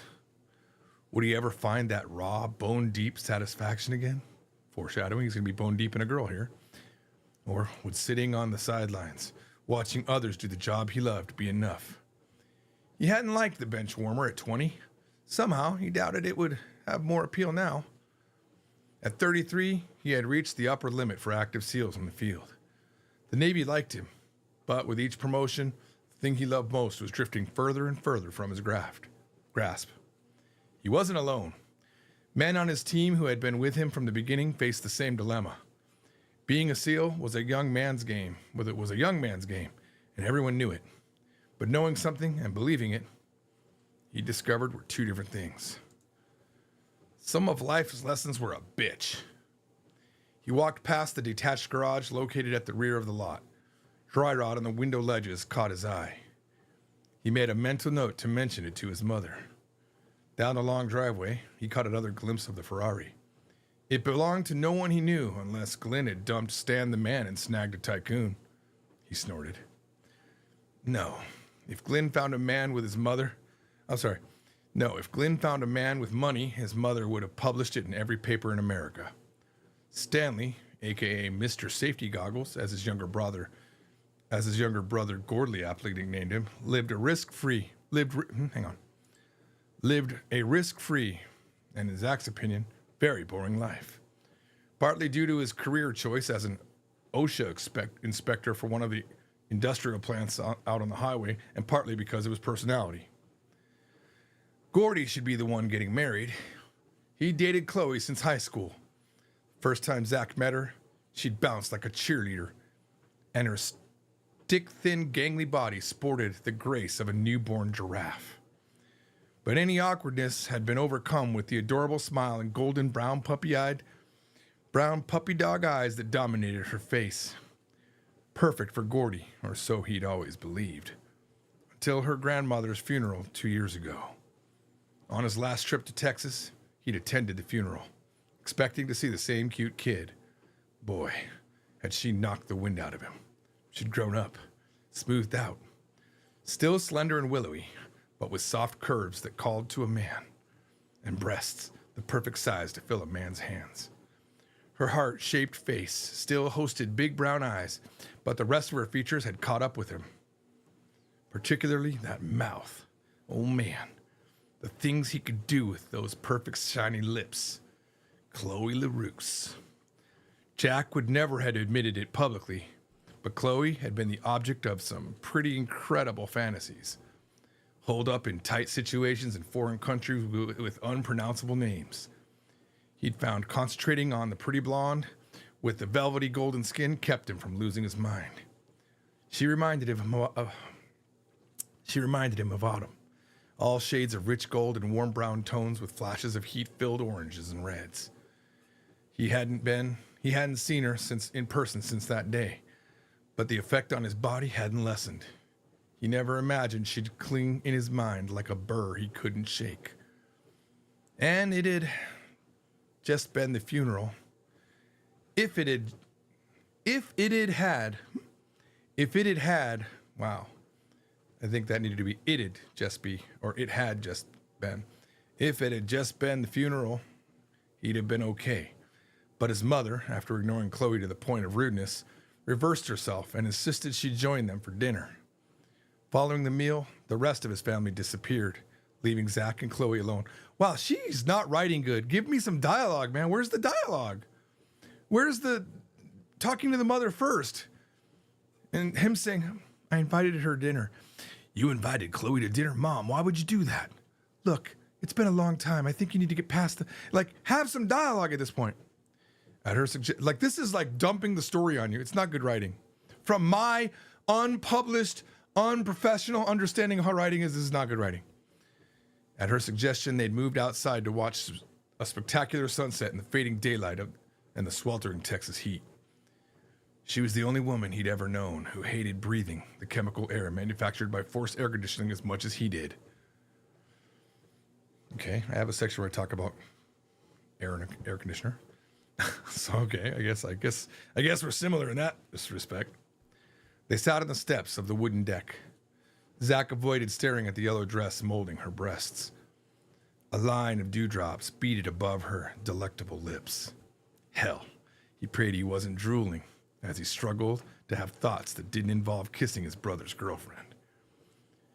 And where was his brother? Gordy was so enamored he'd gone to play computer games in his room, alone. The muted television noise drifted from the family's room. What exactly do you do in the SEALs? He answered, but stumbled over his words, losing any hope for smoothness. To cover his behavior, he took her hand and touched the delicate skin. Wait, that was a girl. What exactly do you do in the SEALs? He answered, but stumbled over his words, losing any hope for smoothness. To cover his behavior, he took her hand and touched the delicate skin of her wrist under the pretense of offering her comfort over the funeral. She shivered, but hadn't withdrawn her hand. That signal from any other woman would have encouraged him to charge ahead. He forced himself to hold back, to not think about her lips or the warm caress of her skin, or the way her scent of oranges and wild honeysuckle filled his nostrils. The demons that drove him wanted her. He went so far as to glance around the dark corner where he could peel away the dress from her body to expose what was underneath. If she hadn't been Gordy's. He wouldn't go there this time. The last visit had been rough and tough enough, keeping his hands off her. Gordy didn't deserve her. And Zach couldn't have her. He gritted his teeth. This couldn't go any further. If Gordy still dated Chloe, he would ignore her or treat her as a kid's sister. Yeah, that was the best solution. Bolstering his resolve, he grabbed the back doorknob. A grimace crossed his face. The door gave without hesitation. His mother had taken no precautions despite Zach's warnings. People in small towns believed themselves to be inviolable.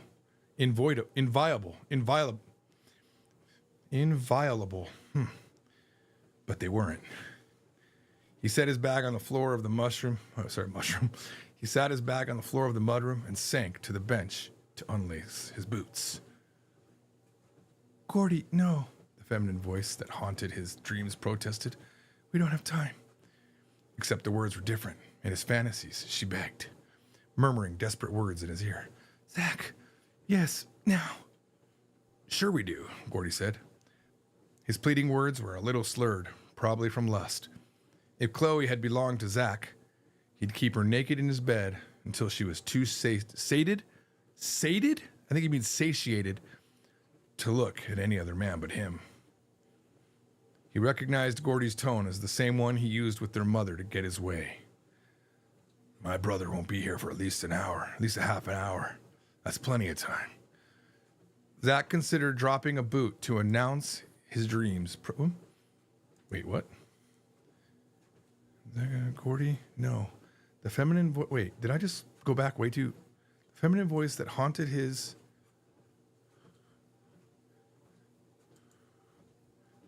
Oh, I guess the sample is not consecutive. That's unfortunate. Dreams protested. We don't have time. Wait, I already read that part. Zach considered dropping his boot to announce his presence. Gordy had his own place. Why would he want to have sex in his mother's house? Zach shuddered at the repugnant idea. I have to go to school. Keep up that defense, honey. You never want to do it anymore. Zach wanted to smack his brother. Could he sound whinier? Wait, was that, you never want to do it anymore? Okay, yeah, she goes, I don't even know who's talking, man. Give me a little she said, he said. No idea. No fucking idea, girl. You have to put it at least once. If you start with she said, and then the brother said, and then everything after that I'd kind of figure out back and forth, but you didn't do that, did you? I have to go to school. Keep up that defense, honey. You never want to do it anymore. Zach wanted to smack his brother. Could he sound whinier? Chloe's voice rose in either protest or irritation. Zach couldn't decide which. That's not true. So that was good because I understood it was Chloe speaking, right? That's not true. Yeah, it is. Visualizing Gordy's sulky pout was easy. Well, when was the last time you allotted more than 15 minutes? Oh, great. A full-blown argument about sex. Maybe he'd go out and come back in again. He looked at his boots sitting on the floor inside. No, he needed to say something like, knock it off. You know I'm not into that mushy stuff. Who said that? Who says that? Must be her, right? Chloe sighed, is what I would put there. Something like,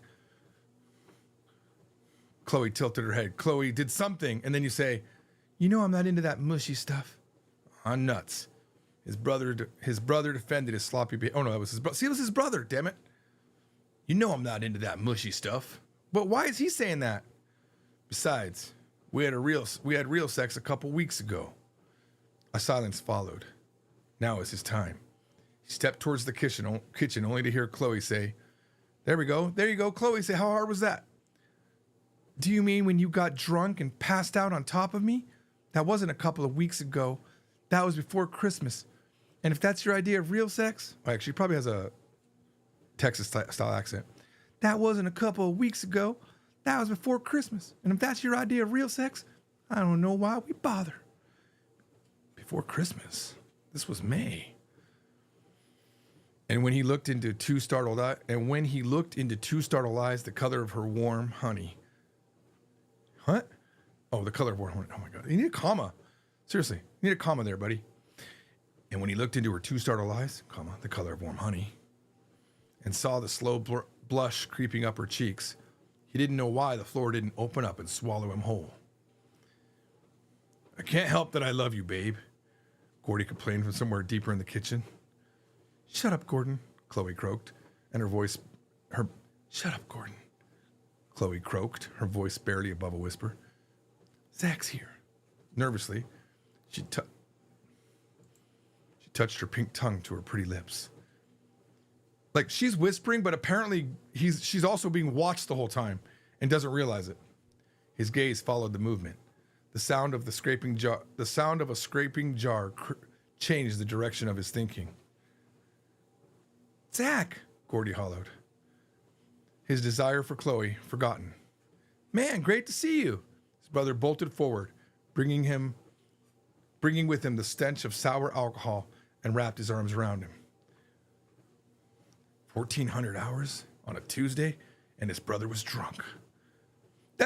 That's weird. Because this is supposed to be an inner thought, I would say. I would have probably wrote that as, I traveled 1,400 hours. It's Tuesday at 9 in the morning, and he's drunk already? Something like that. What happened to you? Zach asked, reeling from the hug. You been in a fight or something? He steered his brother to a chair. Gordy had lost weight. His below-the-ears hair had bottled blonde streaks running through the light brown. His cheekbones were hollowed out, giving him a gaunt look Zach hadn't seen before. The new clothes were stylish. A pressed black t-shirt and slacks covered by a subtle brown and black plaid jacket. In fact, if it hadn't been for the alcohol and his battered face, Gordy looked like a male model. Nothing's happened to me. Nothing happened to me. Gordy glanced in the mirror as he plopped into his seat. You should see the other guy. You normally say that after there's a... That's not the right place for that line. That's what you say after you've got like a black eye or something, or a broken nose. You don't say that just because you lost some weight. He grinned at Zach before resting his head, on folded arms supported by the table. Male model or not, Zach spent too much time in bars not to recognize certain signs. In minutes, his brother would pass out. Apparently, Chloe knew the signs as well. You have to take me to school. You can't go to sleep now, she said, using a snappy, crisp voice reminiscent of his third-grade teacher, Miss Evans. In response, Gordy made a snarfing noise and closed his eyes. Forget it, Zach said. I'll give you a ride. And then maybe later on you can ride me. Oops, I think I added that line. And then maybe later on you could ride me, Zach thought secretly in his head. knowing he shouldn't say that to his brother's girlfriend. His brother wasn't completely gone because he warbled. Yeah, he'd give you a ride you'd never forget. Oh, there it is. Then maybe you'd be worth screwing. Chloe whirled away before Zach caught her expression, for which he was grateful. How the hell had he gotten in the middle of this fight? Well, you fucking walked into it, and then you watched the girl from the side. You walked right into it. You literally walked right into it. You should have walked away. Chloe stood at the window staring into the backyard. What would he do if she cried? He'd have to put his arm around her. That's what. But he'd hold himself in check and not allow the situation to get out of hand. The boy emitted a loud snore. The boy. Zach watched drool run out his swollen open lips. Oh, so was he punched in the face? Okay. How old was he now? 26? Zach remembered him. Zach was embarrassed to say it, but Gordy needed a firm boot to the ass. Did he say it? What the hell was wrong with him? I'm parked around the block. His head bobbed in lieu of a reply. Her head bobbed in lieu of a reply. Skirting around him, she avoided looking in his direction as she headed toward the living room. Zach padded out to the mudroom and grabbed his duffel. Are you in a hurry, or do I have enough time to grab a shower and change clothes? We don't have time. We don't have to leave for about 30 minutes. Her voice sounded normal, not choked up or anything. Good, the plan was working. Zach carried the duffel down the hall to the guest bedroom. His mother had painted the walls and replaced the carpet since the last time he'd been home. Beige on beige, even the drapes lacked color. The house he'd called home for 18 years no longer held any life. His bedroom was located at the front of the house. He pushed open the door to see clothes scattered randomly across the bed. 4 or 5 feminine shoes in search of mates randomly dotted the floor. Soft canvas suitcases were tumbled into a corner. You're upstairs. Your cousin, Valerie, wanted this room, Chloe said, not 2 feet behind him. Upstairs? He avoided her eyes. But with her standing so close, his other option was to stare at her chest. She wasn't helping things. Her direct gaze, neither shy nor retiring, challenged him in unexpected ways. In Gordon's old room, Valerie's son, Aiden, is also staying in there. It's only got a single bed. A grin flitted across her face. And an air mattress set up for you. Forget it, I'll stay at a motel. He grabbed the duffel and hoisted it over his shoulder. He would have kept moving, but she blocked the door and didn't appear in any hurry to move. I offered to let you stay in my second bedroom, but your mother vetoed the idea. She thought you'd be uncomfortable. She thought right. No way he could stay at her place. Of course not. I wouldn't want to put you out. Oh, your mother wasn't worried that you'd stand on ceremony. She thought the biggest problem was the fact that you don't like me. Yeah, that could be a problem, if only it were true. Zach had the feeling he was caught between 2 unseen forces. He swallowed hard. He was a man, damn it, not a saint, not a hero. There was only so much temptation he could resist. Staying at Chloe's would be like sending a match to a Tinder festival. This was the worst idea ever. He swallowed again. His throat had never been so dry. Chloe appeared to know he liked her fine. In fact, she seemed to be taunting him, but he couldn't be 100% sure she wasn't wishful thinking on it. That it wasn't wishful. Sure, that wasn't wishful thinking on his part. She's wrong. I don't dislike you. If you've got room, I'm more than willing to stay at your place. Brave talk for a man who swore he wasn't going to sleep with his brother's girlfriend. Hell, he was turning out to be as big a schmuck as Gordy. Both of them deserved to have their asses kicked. All right, that's good enough. The samples are engineered of blue balls. I don't know enough about writing, but this is trashy. Super trash. It's like I don't know. The idea is to spot which cliches haven't been used. Not only is the premise cringe, the writing sucks. Yeah, I agree. You love the rabbit holes we go down? Yeah, we definitely go down rabbit holes on this stream. That's morning coffee for you. Anyway, guys, I've walked way too long. It's already 11:24.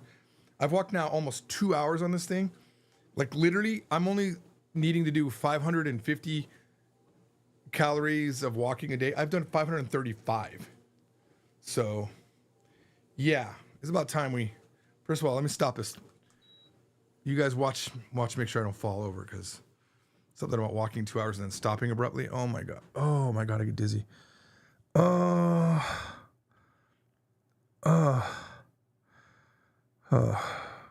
not good. I'm also out of coffee. Okay. Woo.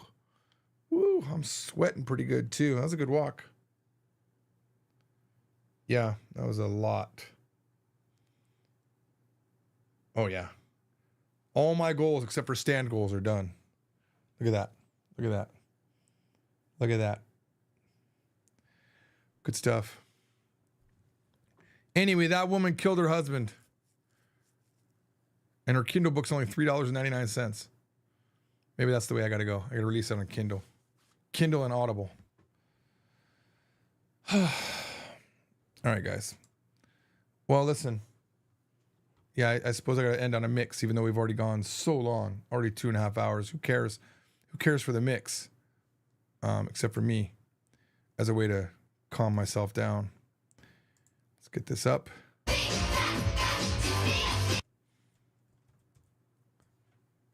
All right. Can we turn these off? Will they actually turn off? Look at that. They actually turned off.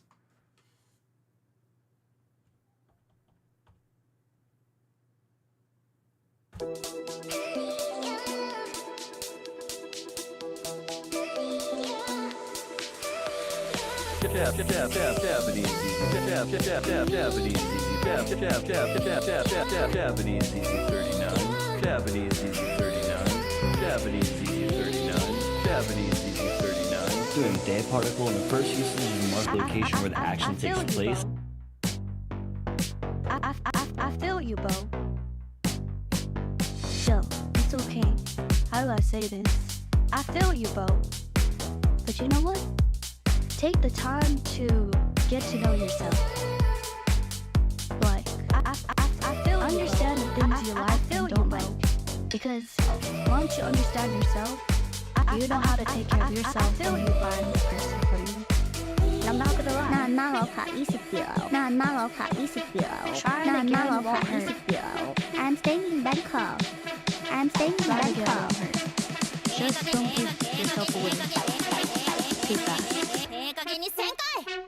Japanese Easy 39. Japanese Easy 39. Japanese Easy 39. Japanese Easy 39. Doing day particle in the first usage is a mark location where the action takes place. Learning a language is dirty. It'll never be clean. You'll always feel like you didn't do enough or you made too many mistakes. But in the end, you have to remember, language is a tool to communicate and not an art to master. Exactly. Auction. Auction. Dear Lord, I just pray over everyone who came on this live today, who's anointed and divinely appointed to be here. And I pray blessings over their day and just a feeling of peace. Auction. Fuck that shit.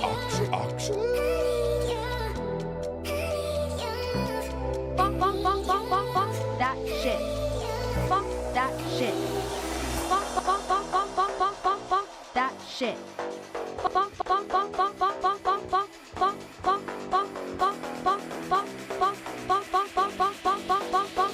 That shit. Fuck that shit. I already made this video once, but I was crying too much and I felt like it was productive, so I'm doing it again. I am so disgusted and ashamed. Let me make this clear. I would never betray you guys like that. Fuck that shit. I would rather go broke than suck corporate dick. We are all suffering under this capitalistic hellscape. We are all suffering under this capitalistic hellscape.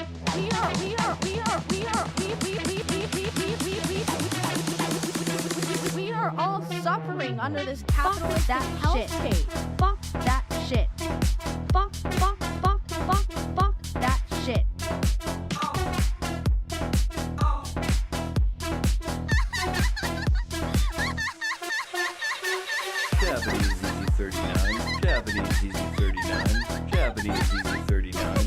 Japanese easy 39. We're doing toe particle in the most simple uses using like and when listing nouns.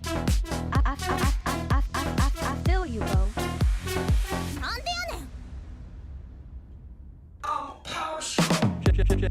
Japanese easy. Japanese easy. Japanese easy 39. Buckle up. Buckle up. Buckle up.